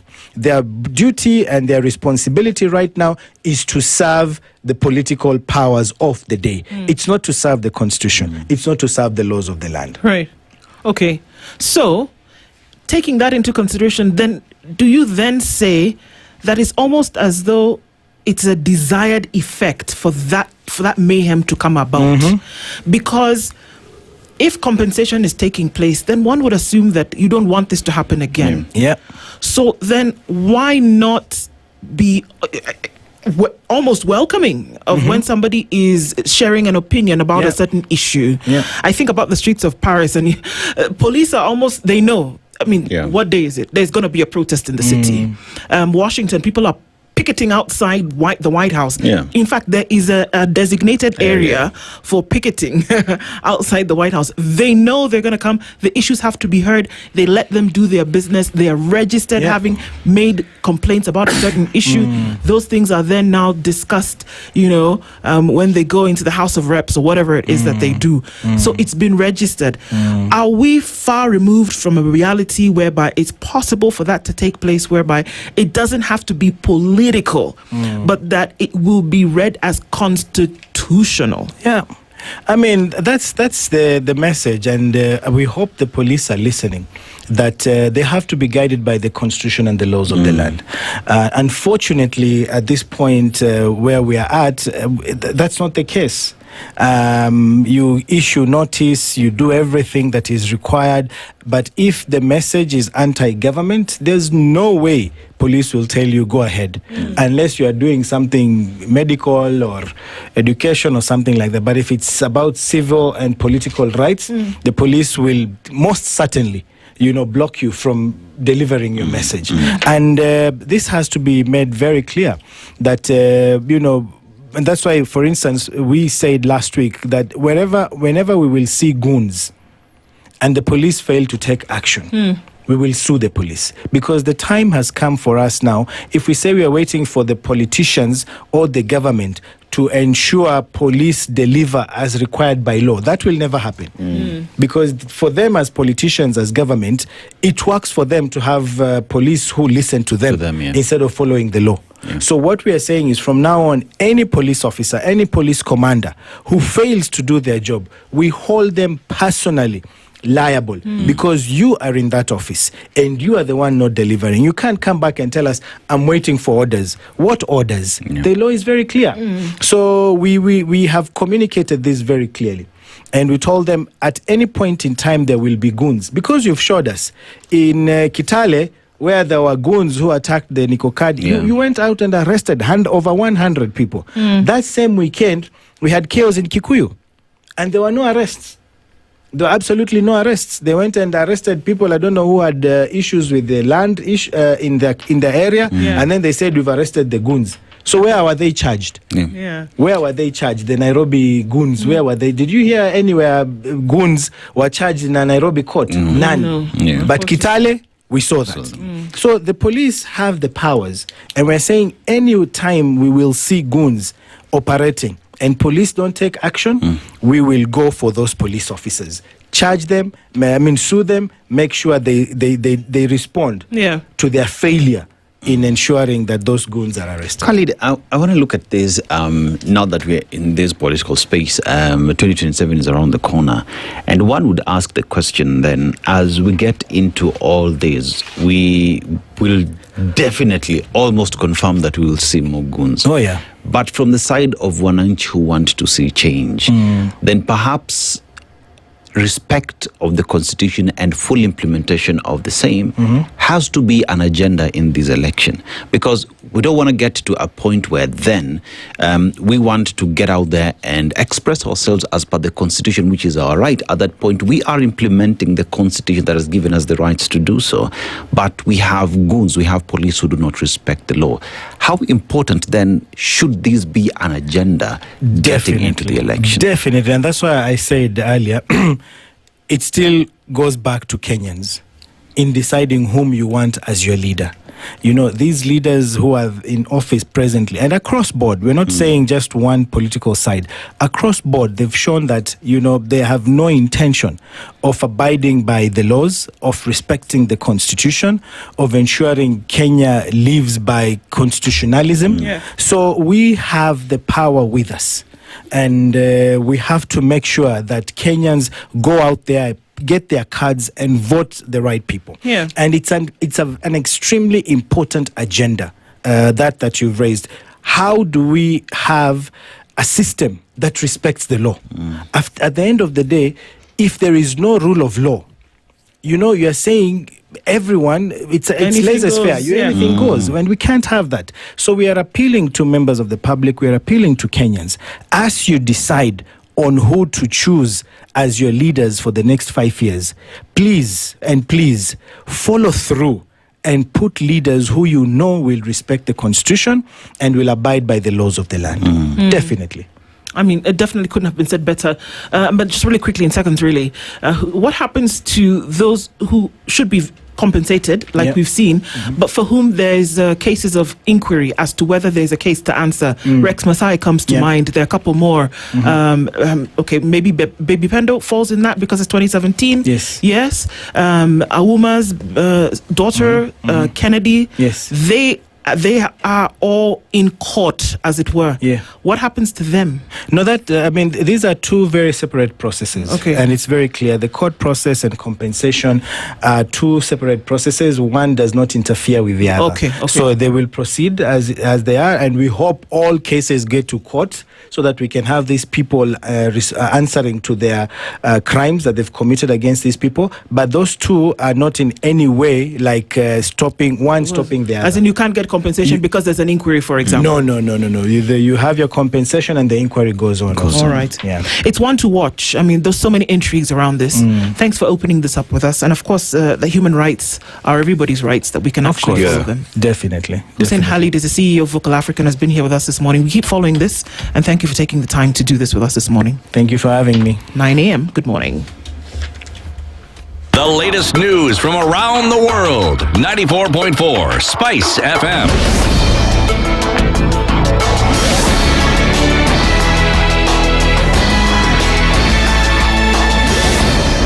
Good morning. This is the News Wire. I'm Leah Ubaga. The Law Society of Kenya has called for urgent investigations into the death of advocate Tom Oya Imbukwa, allegedly assaulted, tortured and killed by unknown persons. LSK President Charles Kanjama termed the incident a brutal attack on the legal fraternity and urged the DCI and the National Police Service to conduct swift and credible probes. He also appealed to the public to share any information assuring protection of identity and warned that any state actors involved must be held accountable. The society pledged support to Imbukwa's families and vowed to pursue justice, condemning rising threats against its members. Meanwhile, Kenyans on social media have also demanded speedy investigations and prosecution of those responsible.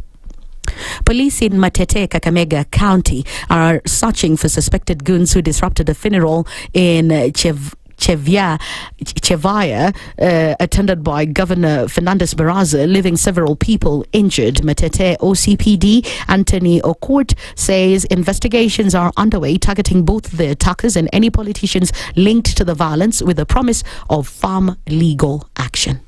OCS alienda kalaki gavana mzuri pale kwa Muto, akamleta gavana mzuri paka kwa venue, gavana kaka, stitches zikaendelea. Within some few minutes, huko kelele katoka huko nyuma ya tent ya gavana. OCS akarash pale to find out nini inaendelea. Only kupata hao wafasi wengine wenye walikuwa wamekuja hapo, wenye walikuwa wamelipwa mapema, ndio hao waliweza kupiga kelele hapa na kuleta furugo. Wakati walianza furugo, wale walikuwa na gavana pia wakareact. So kureact wakakamatana hapo.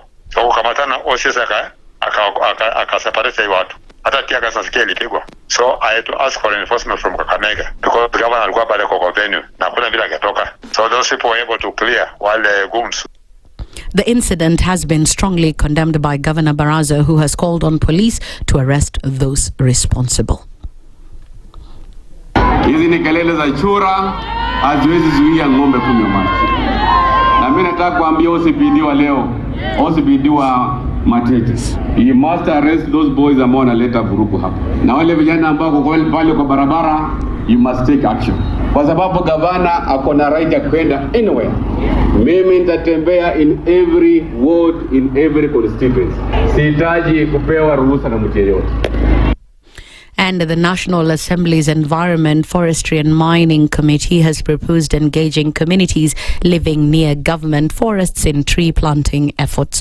Committee Chairperson and Mwala MP Vincent Musyoka says the approach will support President William Ruto's target of planting 15 billion trees by 2032. He spoke in Wote Makueni County during a public forum on forest conservation. If, for instance, today you allow people with a specific clear revenue sharing benefit, you tell them any forest next to you, express interest, let us sign some sort of agreement with the government. Now, this next rain season, plant this species of trees, and you are already given a particular good species whose research has already been undertaken by KEFRI. And then you are told after maturity you are going to get benefits. The entire country, people will plant trees overnight. And that would be the game changer. And there are countries that have looked at that. I think South Africa have looked at that approach. And I'm just saying that for us to get to where we want, it is not going to be enough to have this strategy for the 15 billion trees. And the UDA party is holding grassroots elections today across several counties, including the Ukambani region. Kibwezi West MP Mwengi Mutuse has urged voters to turn out in large numbers, saying anyone with a voter's card is eligible to participate. He also assured the public that the elections will be free and fair. Wananchi wote wale ambao wameandikishwa kama wapiga kura na wanakubaliwa kuja kupiga kura. Wapigie wale ambao wamejitokeza kugombania viti tofauti katika polling station. Na nataka niwaalike kwa unyenyekevu kina mama, niwaalike kwa unyenyekevu vijana, mapasta wetu, walimu, wazee, viongozi na wananchi wote katika constituency yangu ya Kibwezi, Makueni na mahali kote katika Jamhuri ya Kenya ambapo chama chetu kinafanya uchaguzi. Mjitokeze kwa wingi ndio muweze kuchagua viongozi. That's the News Wire. I'm Leah Ubaga.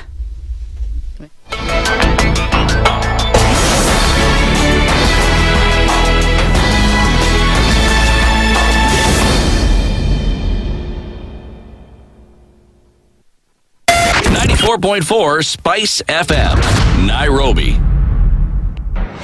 The following takes place from 6 a.m. to 10 a.m. every weekday on Spice FM.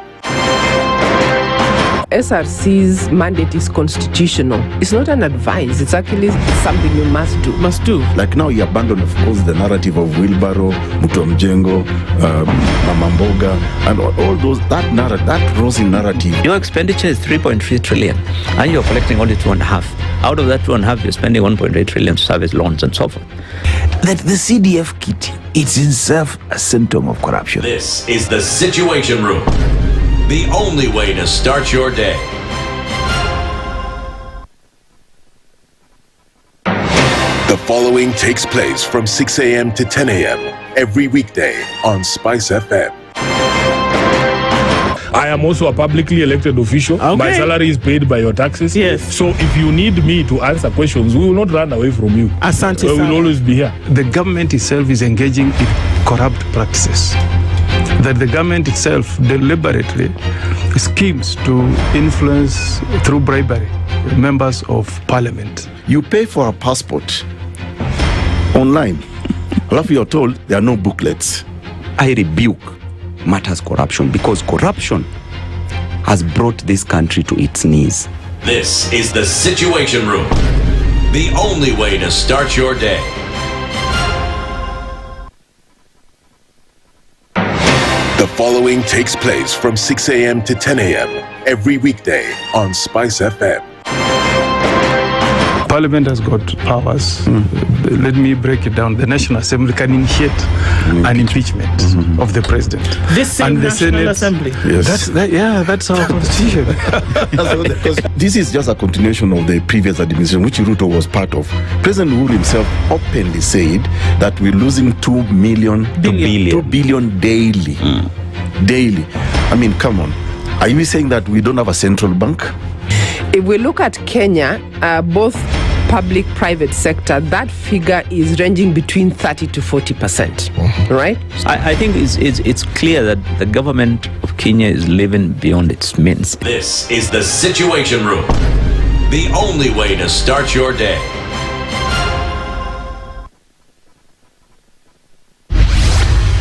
Mature, intelligent talk every morning. Spice up yourself. Mornings done right. 94.4 Spice FM, Nairobi. A very good morning to you. It's 8 minutes after 9 o'clock. Conversations continue, and we're looking into certain issues. Like I said, when we're talking about this earlier on this morning, it's going to be a difficult conversation, but it is an important one. Our Justice Thursday conversation this morning takes us to a place where we're asking certain questions, and we're looking at certain things that, if already not being done, must be done. And when we talk about victims of sexual violence, boys are victims too. That's what we're looking at this morning. A lot of focus has been on girls. Maybe it's because it happens more, but the truth of the matter is that there are rising cases of this violence against boys. There are rising cases of sexual assault against boys, and there are rising cases, but there are also more reported cases of this. So we're going to talk about it today. It is uncomfortable, it is difficult, but guess what? It is absolutely necessary that we do. Joining us in the studio this morning, Frida Mutinda is a children's advocate. She's in the hot seat this morning. Good morning, Frida. Good morning. Karibu sana. Asante. Sorry, we got into it really quickly, but we will definitely be able to explain more. Levis Kagere is an advocate of the High Court and a human rights advocate also in the hot seat this morning. Good morning, Levis. Good morning, good morning. Karibu sana. Thank you both for being here today. Like I said, a difficult topic, but one that's happening, interestingly enough, in the open, but also in secret, to the extent that some parents do not know that this is going on until we have grown men who may have been through assaults and nobody was the wiser. So we'll talk about these things this morning. But first of all, Dennis is going to share today's proverb. Tell you where that's from. We'd love your interpretation. Today we find ourselves in a country that is considered to be the world's oldest tourist culture. We are in Egypt. Beautiful country. And the proverb we get from Egypt is, a monkey looks like a deer in the mother's eyes. A monkey looks like a deer in the mother's eyes. Ladies, go first. How would you interpret it?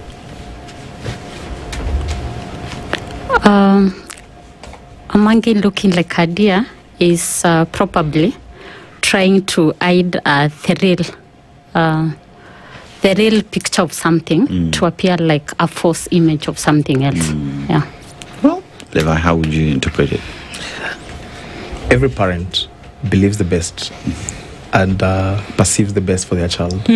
So I would assume that everyone would look the best version of themselves in the eyes of the parents. Yeah. Okay, that's true. Very true. Can do no wrong. Yes, I mean, for the most part, yes. Can do no wrong. That's true. So, I mean, like I said before, our Justice Thursday conversation today is around prosecuting sexual assault cases. Now, let's get some definitions out of the way so that we know the premise upon which we're prosecuting some of and interrogating some of these things. When we talk about sexual assault, what is that? We'll start with you, Levis. What is sexual assault? Is it different and or the same thing as sexual violence or sexual abuse? So sexual assault is part of sexual abuse because sexual assault is any verbal, physical or emotional sexual contact that may harm a victim or a person, and that is unwelcome. And for the purposes of today's conversation in regards to children, it's sexual violence is the wider definition of a manner of things, including rape, defilement. But sexual assault may include all these other things except physical, because these other things have a connotation of there must be physical touch, there must be physical contact. But assault expands beyond the physical touch. There is the emotional part, and the verbal part. Yes. Verbal. Yes. Please expand. Verbal sexual abuse. So where I may insult you, for example, or because of your sexual features. You have seen on social media people attacking others because of the sizes of their private parts and all those manner of things. Okay. It's interesting because a lot now is coming to the fore that you didn't even realize there could be assault, but that people may be involved or in it. Over time, Frida, has it been targeted at girls and women more? Yeah, over time, the society has believed that the girl child is the one that is more exposed to sexual abuse. But sexual abuse against boys, it happens. It's only that it's rarely reported because of some factors that are happening within the community and some socialization aspect part of it when boys are being brought up. Yeah. Like what? When we look at the cultural aspect of it, boys have been brought up to believe that they are supposed to be brave, they are supposed to be masculine. So when a boy is violated sexually and they come out to speak about it, they will be seen as weak. They are not brave enough. So that limits the number of cases that are being reported. So when you talk about when it happens to boys, it's rarely reported. What numbers are we looking at based off what is reported and that which you think is not reported? According to a research that was done by our partner, Family for Every Child, 1 in every 6 boys has been sexually violated. What? But 1 in every 6 boys has been sexually violated. But when it comes to the reporting, and when you look at the cases that have been reported, there is underreporting of the cases. And partly we know that the society, all the way the boys have been brought up, they have been brought up to, there is the silence part of it. They are so silent about it, but it's still happening in our societies. That number is huge. Yes, That's a very, very large number of, just going from these statistics that you talk about today. Is it just the fear of stigma or this societal, cloak that Frida talks about that stops the reporting from happening? Or is it ignorance as well to the fact that it is happening? Levis. Okay. So the biggest contributor to the lack of reporting, the biggest one is stigma. Okay. The way, as Frida has mentioned, the way society perceives boys to grow up and to be men and all that manner of things. But there's also the issue, as you've mentioned, rightly mentioned, the issue of ignorance among his parents, the issue of ignorance among duty bearers and the people who are supposed to protect our boys, and even amongst the boys themselves. So the way we have been brought up, our orientation as boys and as men in our society, especially in African setup, we are very conservative, and boys have been brought up to be very masculine and to be protectors and not to be weak. And when some of these things are reported, even the parents sometimes don't want to believe. So there is also the lack of belief that this may be happening to my child. And that report that Frida has mentioned even went above and mentioned that some of these abuses have happened in very close circles, by brothers, by sisters, by parents, by very close associates of these boys that are growing up. So because of that cloud of protection and the cloud of the closeness of these people and proximity of these people who are abusing these survivors and victims, then it becomes very hard to even report. Even our judiciary and our police systems sometimes fail us because when we report, for example, as a young man, if I go and report today that I was abused sexually, it will be very hard for the police officers to believe me, and that fear and the joking side of the police and just saying that, are you sure what you're saying and who did this? So that then becomes a very big element that hinders the reporting of these cases. Frida, I want to look at how the police has been, because this is a violation that has happened and needs to go through the justice system. But for that to happen, then there has to be a complaint. This has to be reported. For a very long time, there has been polycare that has been set up to handle gender issues, But that has been, many say, you can correct me if I'm wrong, that has been geared towards handling women issues, all right? So here we find a boy has come, a man has come, and the first thing you're told is, walikuwa umelala tu hapo pia, or ulikubali tu. I've heard someone say that they were told by the police, siulisikia poa, yet you've come to report a matter. If this is what is happening in these spaces, then how do we change how violations that have happened on a boy or a man would be taken seriously as those that have happened to a lady? Okay, thank you. So the first step that we need to take is awareness creation. And I think there is a gap in the way awareness and sensitization has been done to the communities. As part of what we do at Pendekezo Letu, we create awareness to sexual abuse, not only sexual abuse, but any abuse that is done towards children. So we need to up the game on sensitization and awareness creation among our community members and across the sectors that handle child issues. Like it's a multi-sectoral approach. We need the police, we need the children actors, we need the health people in it for the healing process. So we need to do a bit more of the sensitization. And also when it comes to police, some of the boys fear going to a police station because probably there are no safe spaces. You need to create a safe environment for that boy to open up and to speak to you and to trust you. But when the reception is a bit like it's not taken serious, it's like they're making a joke out of it, it becomes difficult for the boys to open up. Okay, let's take a few steps back here. Who is abusing the boys? People in their close circles, their parents, their siblings. Their who? Their parents. Some of them have reported being abused by their parents. Okay. Their siblings, some of them, their friends, their classmates in school. Unfortunately, even some religious leaders and their neighbors have been reported as some of the biggest contributors to some of these abuses. And what is happening? I mean, of course, we know the timing that we're airing this, broadcasting this, but what is happening to these boys? What are we talking about here? So majority is defilement. So for boys, their sexual organ are a bit different from girls. So it's what we'll classify as sodomy, but defilement, of course. So that is majorly what is happening. Some go to even to the extent you will hear of reports of oral sex by some of these boys. We were having a conversation with some young boys from Korokocho last week, and some of the things they were reporting to us were very horrifying, to say the least.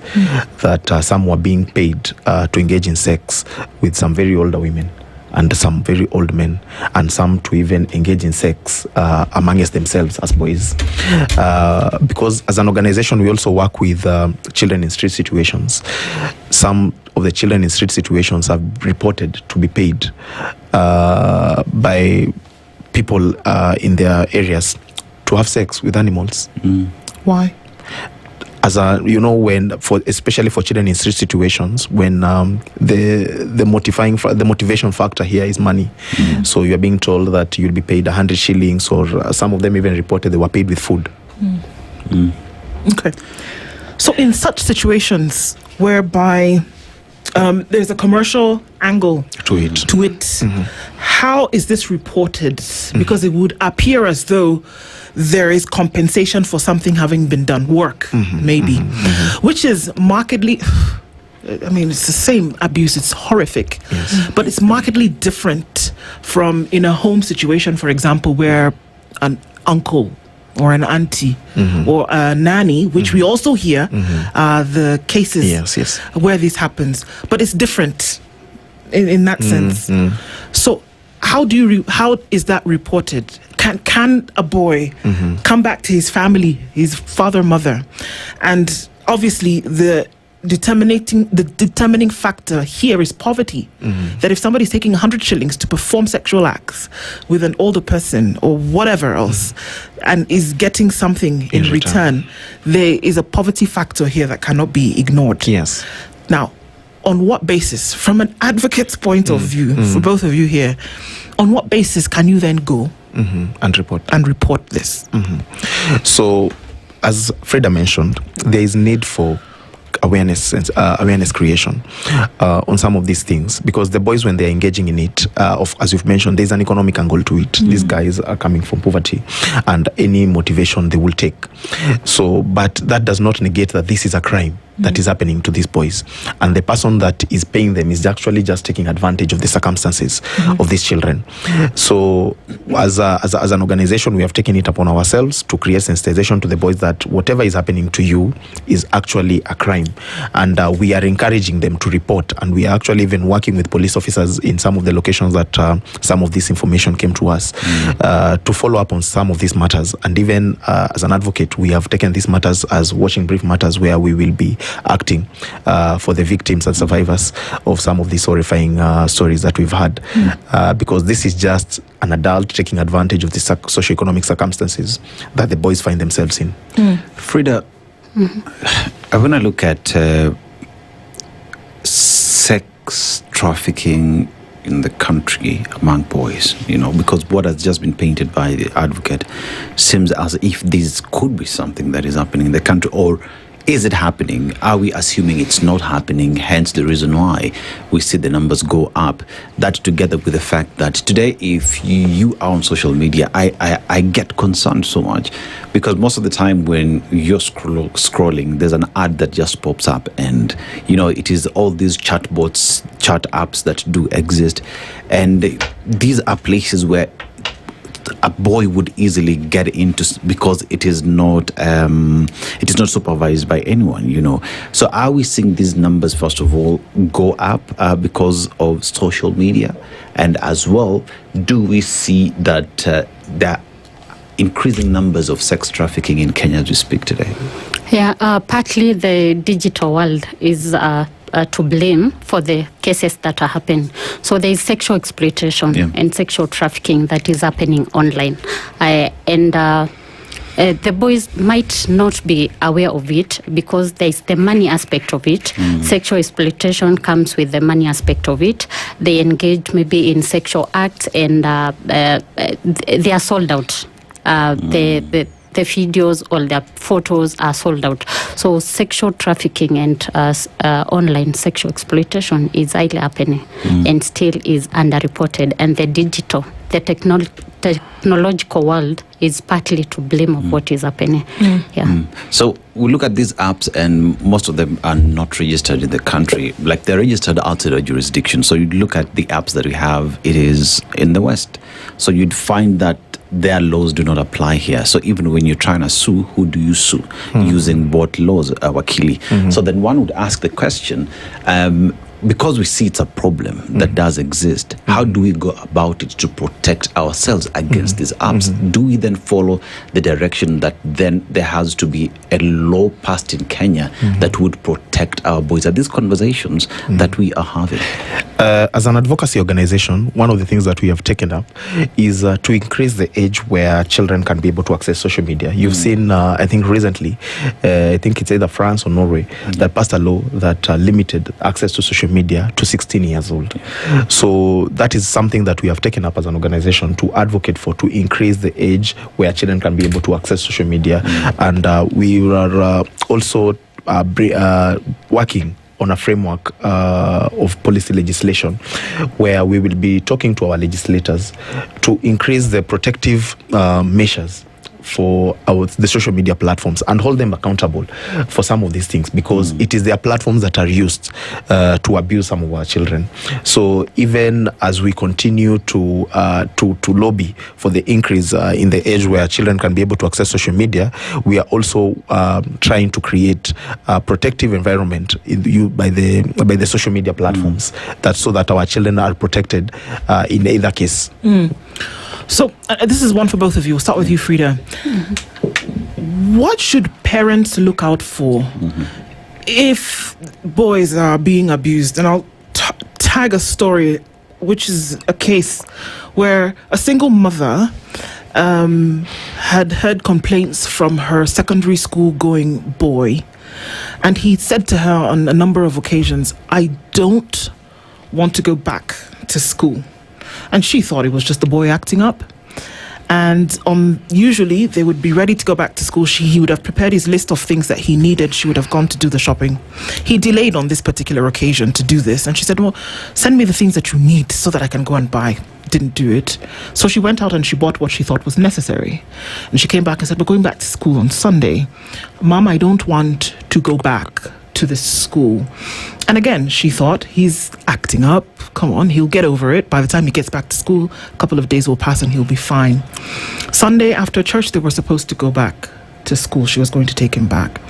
She opens his door and finds that he's hung himself in the morning.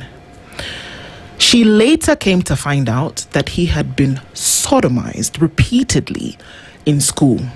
And this is after investigations finding out what was going on. This is something that she's going to have to live with for a very long time.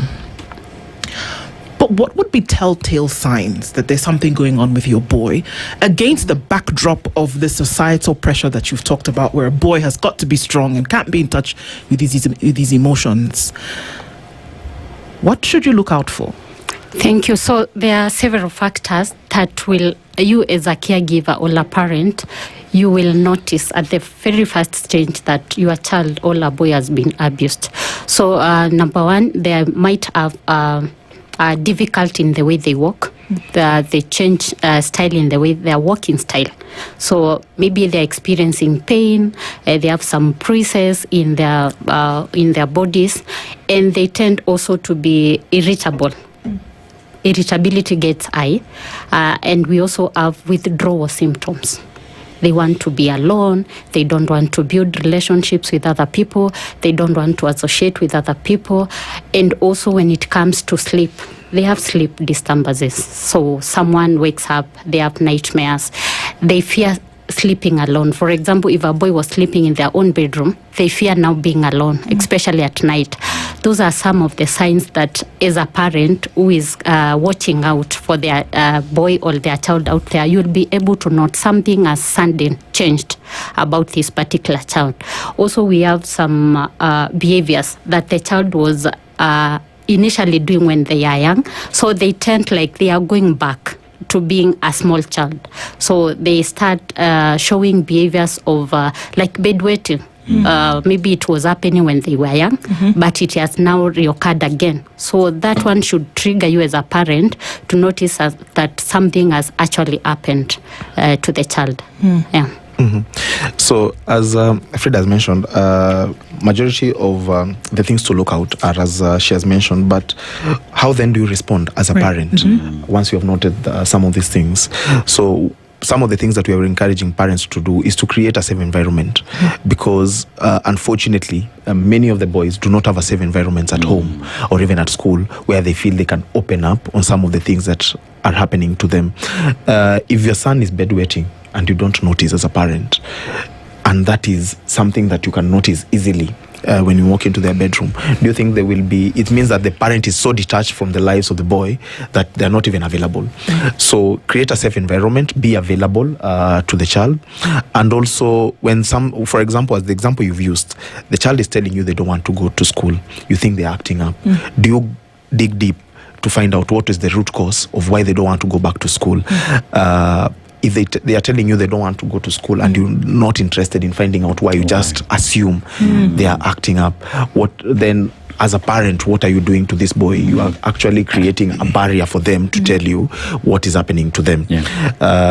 Even if as a parent you may not be always available, at least be available when you are available, because we understand the economic situation that we are living in, that we may not always be available to our children all the time, but you can be present when we are there. At least be there for the child. Let them create a safe space where these children can always talk to you about anything that is happening in their lives, and take note of the small things that is happening. Go to their bedroom, see what is happening. Take note of what they are writing. Some of our children nowadays even have journals and they are writing things about what is happening in their lives.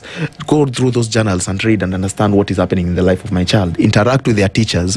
Have they noted any behavioral change for the child? Interact with their Sunday school teachers, interact with their friends. What is happening in the lives of these children?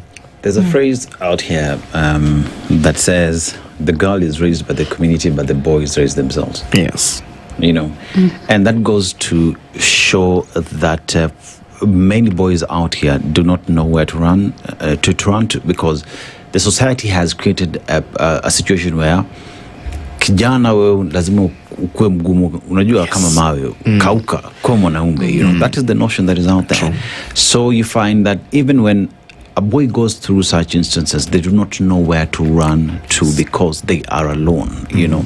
You're supposed to be strong. You're supposed to be strong. You're supposed to go through it because that's who a man is supposed to be.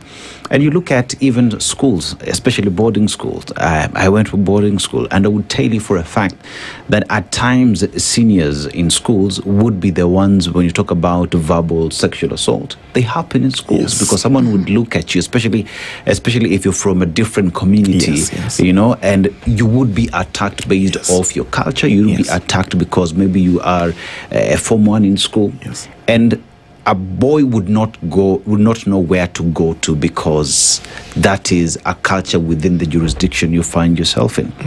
How do these then contribute to these cases being underreported? And you find that as these boys grow up, they grow up being damaged individuals who do not know how to deal with their emotions. Are these areas that you're supposed to look at more for you? Yes. For example, April is the Sexual Awareness month.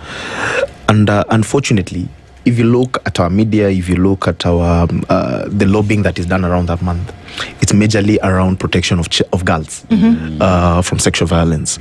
So you wonder, is it that boys are not victims? Is it that no one is talking about boys' cases and what have you? So I'd say that we are creating and have a culture of creating, especially in Kenya and in African setups, we are creating damaged men. We are creating damaged men who have been perennially abused from their childhood to their adulthood, and there is nothing they can do about it. They have been told that this is the only thing they can do, and that is how they're supposed to grow up as men. They're supposed to be hardened. They're supposed to be strong. So as an organization and as a coalition and a consortia of organizations, we came up with lobbying mechanisms to have something called the Blue Umbrella Day. So the Blue Umbrella Day is supposed to celebrate and commemorate and create a day where we speak about issues of protection of boys against sexual violence. And last year, we collected 57,000 signatures across the world to lobby the United Nations to recognize the 16th of April as an International Day for Protection of Boys Against Sexual Violence. Because as a month, we celebrate girls a lot and we protect girls a lot and create awareness around protection of girls, but we leave out the boy. And when the conversation is not happening in parliament, in the media, then even creation of safe spaces and creation of safe legislations for boys becomes very hard because no one is talking about it, and there is no day that has been created to talk about some of these things.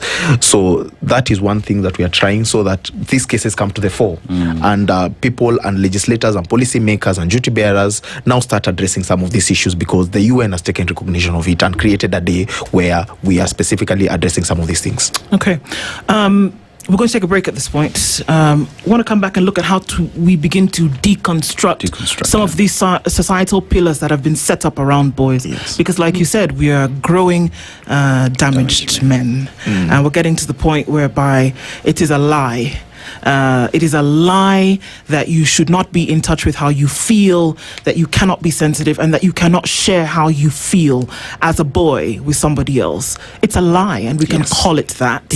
And we can start to be the ones to have the conversation that we can overturn some of these things that have been the case. That you can scream out for help, that you can shout for help, so that we have what is disease is lack of ease, is dis-ease, and that is what is affecting our societies today. Let's come back and deconstruct that a little bit and see then perhaps what we can all do when we leave these spaces and dealing, and then how do you deal with years of trauma? Even as a grown man, how do you deal with that when nobody has had a conversation with you? We'll come back and do that. 24 minutes to 10 o'clock. Don't go away. This is the Situation Room, the only way to start your day. Traffic.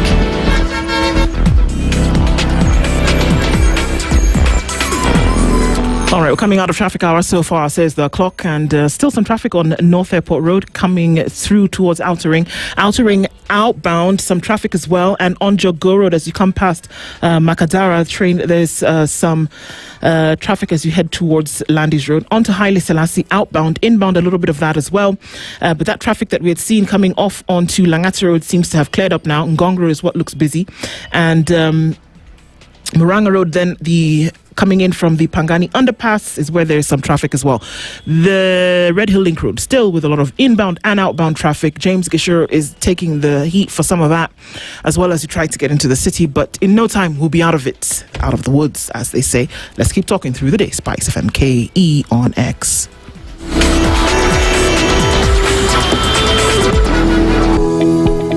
Feeling unwell? Do not search your symptoms. Find a trusted healthcare provider near you. The Aga Khan University Hospital has brought specialized world-class care to your neighborhood. Our conveniently located clinics offer specialist clinics, diagnostics, and pharmacy services, ensuring you and your family receive the best. See your cardiologist, pediatrician, gynecologist, family physician, surgeon, diabetologist, gastroenterologist, neurologist, pulmonologist, among other consultants near your home. For families along Mombasa Road, we've got you with medical centers at the following locations: Capital Center Mall, Imara Shopping Mall, Syokimau, Machakos Town. Visit any Aga Khan University Hospital Medical Center in your hood today or call 0730-011-888. Aga Khan University Hospital, world-class care, here and now. Mature, intelligent talk every morning. Spice up yourself. Mornings done right. 94.4 Spice FM, Nairobi. I'm coming in at 21 minutes to 10 o'clock. Frida and Lev is talking with us this morning. And so that's the question. How do we deconstruct some of these pillars that have been set up? Whereas there's the understanding that, you know, the very picture of masculinity is one who doesn't speak out about issues. But if you ask me, that's the person who is at their weakest. It's not strength. It's not strength to not speak up. It's not strength to not be in touch with a fear or an emotion. It's weakness. So how do we start to deconstruct and turn around that thing that has taken masculinity and has turned it into something else? Because masculinity has nothing to do with not being in touch with your emotions. How do we turn that around? Because men are suffering from pressure that started when they were children. And we're talking about abuse today. Who's to know how many men, like you say, 1 in every 6, who's to know how many people are walking around society today having been victims of any kind of abuse and or assault, and they're actually now playing it out in the way that they behave because it's not been handled? How do we do it, Frida? Thank you. The first thing that we need to do is to allow men be men and sensitize men on being vulnerable. The society views women as more vulnerable than men. For example, as a parent, and majority of the parents out there, they would be more worried if their girl child is out maybe by 8 p.m. or 9 p.m. But it's not the same case when it comes to a boy child, because they believe the boy child will be able to take care of themselves. So we need to shift our mindset from seeing girls as more vulnerable as compared to the boy child. We need also to sensitize the boys that it is good, it is well to come out. It's good to express your emotion, it's good to be vulnerable and not stigmatize them. I think that is the biggest hindrance that we have in the underreporting of the cases, because they feel like when they come out, they will be ashamed, they'll be stigmatized, and people will view them as just being weak. So that is something that we need to deconstruct from the society, the family level of it, and up to the society level of it, and even to the actors that are working in the protection space of children. So we need to move from the narrative of seeing boys as strong, they cannot speak about what happened to them. We want to allow men to just be vulnerable. And we also need to create safe spaces at home, within the community, in school, and also in other health sectors and even in the court systems. We need to create safe spaces where a boy will feel safe to just talk and to express themselves. An absence of safe spaces, absence of how do I put it? Event channel. Event channel for boys to just come and speak, and also mentors, because you find you'd go back to the traditional system where you find people have been in age sets, where a group of boys would come together and talk among themselves, to be able to know how things are, because that then would lead you into adulthood. But you find that with time and the development, these things have kind of watered down and have disappeared in our spaces today. But that notwithstanding, today as a boy, I have issues. Who do I talk to? Mom is busy, dad is busy. I'm raising myself. Who do I talk to? Would we say that if today we were to call men into a group, say 6 men into a group to just have conversation about their upbringing as boys, for them to be men today, would we see a departure from protection as a child, as a boy, and absence of the same that has led men to be, I want to cry, I do that in my shower or under loud music because people should not hear me breaking down? It goes back to our social orientation, how we were brought up. Our parents were never available for us to be able to vent out or to speak about our issues that boys are facing. So then that we carry it over into our adulthood. So that's why you will find men crying in the shower and all that manner of things. So as a team, what we do, we are now creating something called positive masculinity. All the aspects that Frida's spoken about. How do men become vulnerable and open to, even if your parent is not available, I believe your friend is available to talk to. Your teacher is available to talk to. Your Sunday school teacher is available to talk to. Your neighbor is available to talk to. We just need to create, and also even because some of the cases of sexual abuse have been reported amongst peers, and the cases that are happening amongst peers is because I was abused, and because this was treated as a norm, I go ahead and abuse someone. And that is even how bullying in secondary schools work. Because I was bullied for one, I will bully another person because this thing has been normalized and been treated as okay and as the norm. So then how do you tell these boys that even if this happened to you, it is not okay to do it to someone else? We cut the chain of this abuse happening. So you can only do that by creating sensitization, and for the ones that have not been abused, by creating this positive masculinity culture where boys can be able to speak up and be vulnerable and not to be perceived as weak, and even create awareness to their teachers and their parents and the society at large, so that when these cases are reported, they will treat them with the seriousness they treat the girls' cases. Exactly. So when you have, some of the people that you've just mentioned, parents, teachers, societal agents, going into, governance, police. If this is the thought amongst the, possible victims, the 1 out of 6 that we mentioned, how then does that change the mindset? Let's go to a police officer, for example. I remember that 2 police officers, who then were able to launch and really push Polycare. One of them being Officer Zipporah, and the other one who's a previous police spokesperson. That was one Bernard Shoshio. There's an understanding in the minds of those 2 that anybody who comes into a police station to report a case of abuse will be listened to. But unfortunately, they are in the minority. So today, if a boy is abused and their parents want to go and seek care, or their guardian, or they themselves, we know today that the default response to that will be doubt. Whether this really happened, or what's wrong with you, why should you come and report such a thing? How do we deconstruct that? How do we, even teachers in high schools today or primary schools, they're likely not to believe that this happened, or are likely to tell this boy that they're misbehaving, or they're just trying to make up a story.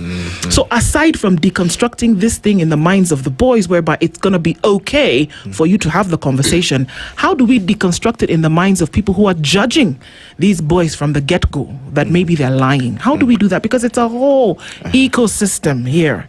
How do we deal within that? I'll pick it up from Polycare, and because Polycare had been raised earlier. Polycare was supposed to be an avenue or a police department that was supposed to be protecting victims of sexual abuse. But in essence, it ended up being like a gender unit. And our perception of gender is that it's women issues or it's girls issues. And therefore, if you ask them the number of cases of boys that they handle at any given time, is very few, because, and even when they are reported, as you mentioned, is how seriously do they treat them.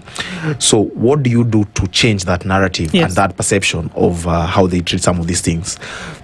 When you create a department in the police and you do not take the police officers to a training and to a sensitization, because remember, these are police personnel treated to maintain law and order, deal with adult cases, and you've not taken them to a special training to understand and to deconstruct their perception of boys' cases, and you place them there, how will they take these cases and handle them? So as also an advocacy issue, we are also trying to work to have conversations with the with the Kenya Police Service to see whether this can be changed, and in their curriculum of training, or they can even have a specialized training that, like they have for trafficking, they can have a specialized training for sexual abuse response, because some of the sexual abuse cases also fail at court because of poor investigations and how the investigations were done at the police level. So that determines a lot about the success of the cases. So we are also trying to have conversations with the National Police Service to just have that included in the curriculum. The same thing, we are also having conversations with the judiciary, especially the ones that deal with sexual abuse cases, where we recently created a sexual violence gender unit at the judiciary, and we have a court at Kibra, for example. How are they trying some of these cases? Are they creating safe spaces in the courts for children to come and testify?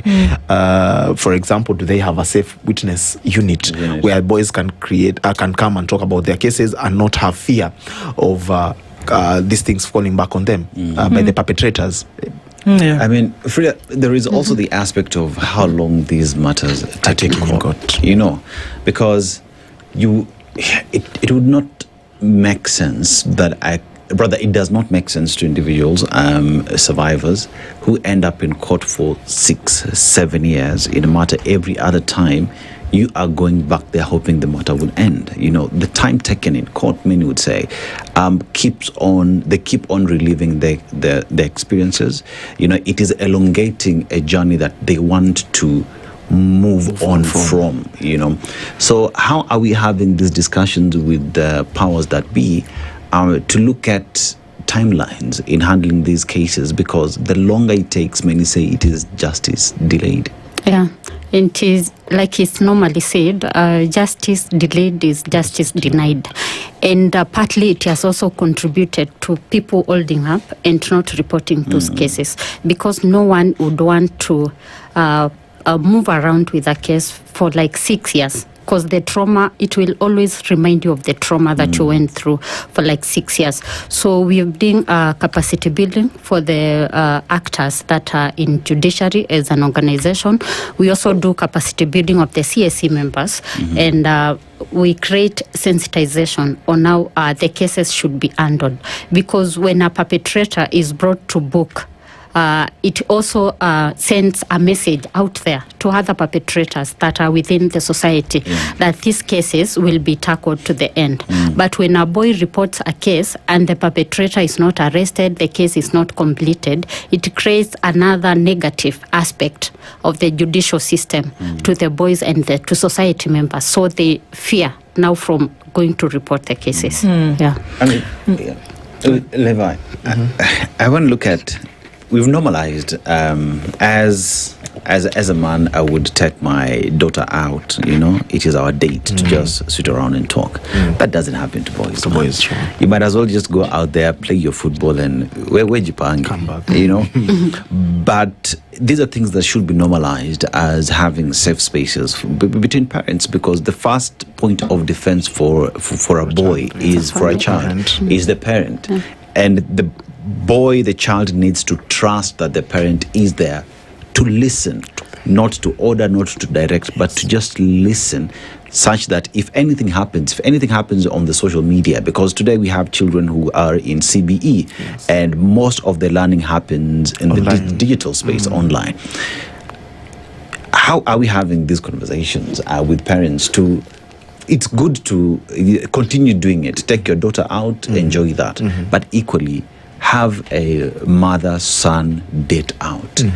Father-son date out, to just talk and know who your child is, because most of parents out here do not know who their boys are. I think from experience and from observation, the modern parent right now is a majority of us, fortunately, are treating our children as equal. And you'll find a man taking their son out, having conversations with them. Even when they're going for football, they will have conversations with each other. But I wouldn't say that is across the country. That may be in our urban centers, where probably because of our exposure to much more information, we are able to do that, and we know the risk that our children are exposed to. But in our rural setup, because majority of these cases are happening in our rural setups, because parents are busy in farm work, are busy at work, and all manner of things. So we also need to go beyond the cities and go back to our homes and talk to our parents and talk to our grandparents about some of these things, so that whatever is happening in the urban centers, however we are treating our children, they also treated the same back at home, in our rural country, in our rural areas, and even at school. We need to talk to our teachers to treat our boys and girls equally. When a boy comes to report an abuse case, treat it as seriously the same way you will have treated if a girl had come to you and said that they are abused. Maybe to add on what Levis has said, there's this conversation on sexual abuse that we shy away from as parents, that we do not want to hold those open conversations with the child at home. So it has come to a point that we as parents need to have open conversations with the children at home and discuss the sexual violation, sexual abuse that is happening. People feel like it's something not to talk about.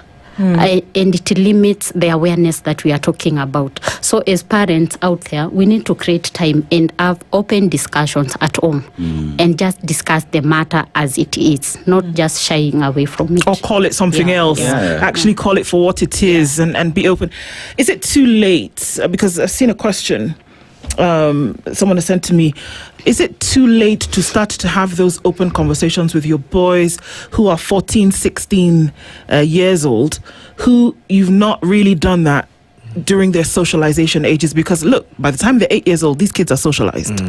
They're now entrenching what they've learned by the time they get to 10, 11, 12. So is it too late to start to be open with them when they're already in, with their prepubescent, after puberty, adolescence, now into teenage years? Is it too late? It's never too late. Okay. It's never too late. Actually, at 14 or 16, you can even have more candid conversations with them, because they are at the age of puberty. They are learning some of these reproductive issues at school. So you can have more candid conversations, as opposed to when a boy is 6 years old. There are conversations that they may not be able to understand. So at 14, at 12, at 16, you can be more candid with them and more straightforward, that if this is happening to you, just feel open and come to me. I'll be always open to you to listen and to act, and just create an environment where we can always talk about these things. So it's never too late. It's never too late. Are we seeing this conversation penetrate in our communities? Why do I say that? Because you find in most communities, these things would be handled in Barasas, Masla law that is there, chini ya maji, and to just forget about it. Not necessarily because there is justice that has been received. This is not to water down what communities can do within their jurisdictions, but you find this is so that this thing is handled amicably. But for the victim, their issues have not been handled to like what it is they need, So how do we penetrate into these communities that have been closed off for a very long time? So to penetrate to the communities, like last week we had a campaign at Korogosho slums that brought in together the caregivers, the parents, the boys themselves, the girls themselves, teachers and other stakeholders, the children officers. So we had an open conversation about the sexual violence against boys that is currently happening. So that is the first step, just creating awareness and bringing every actor on board to talk about this issue. Because when a case is tackled amicably, the only person that we are protecting is the perpetrator, and we are denying justice to the boy that has been violated. So that is a conversation that we as an organization has taken it beyond our communities to create that awareness, to build a collaborative joint efforts to ensure the cases are reported and also the victims are brought to book. Yeah. How many, might be in terms of numbers, cases that have been prosecuted in court, because we often say that they are precedent-setting processes that would either scare the perpetrators or at least entrench in the minds of victims that this is something that you can actually bring forward. Do we see that there's the successful prosecution of such cases, especially for boys, in the judicial system today? Yes, there has been a successful prosecution of cases, but unfortunately, I don't know why, because the issue stems back to reporting. The number of cases that boys are reporting is very few. The ones that end up in the judicial system are very, very few. Out of 10 abuse cases that are reported at a police station, only 1 or 0 will be a boys issue. And this plays against the number of 1 in every 6 boys being abused. Boys are being abused, but they're not reporting out, or the cases are not reaching the judicial system. So even if the judiciary is deciding these cases and setting precedents of how we should address some of these things in future and creating deterrence to perpetrators, unfortunately, the community is not seeing more of this, because very few cases are getting to court. So in a community like Korokocho, for example, if in the last 10 years they have not seen any cases go to court, there will be no deterrence for the perpetrators. So it stems back to reporting. We should have as many of these cases being reported and taken to court so that the court creates precedents and creates deterrence to the perpetrators, because we should have more perpetrators jailed. There you go. And if anything, we should talk about these things. Under the cover of darkness is not where we want them to be. And we appreciate both of you for doing this with us this morning. And we can be sure that we will continue to have such conversations. One of the things that talking about these things does is that it doesn't allow it to be hidden. And that we can come to the acceptance that these things exist and that there is something that can be done about it. So there's a lesson for everybody here today. And we're grateful to both of you, Frida Mutinda and Levis Kagiri, for joining us on Justice Thursday this morning. And everybody who's joined us in the Situation Room this morning, good morning. Until the next one, it's 10 a.m. Spice up your life. The latest news from around the world. 94.4 Spice FM.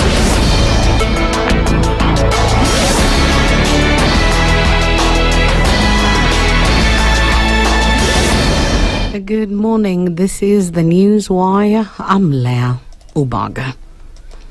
1 person has died and 3 others, including a traffic police officer, are critically injured following a road accident at the Mutanu flyover along the Mutanu-Sagana highway in Kirinyaga County. Police say the crash occurred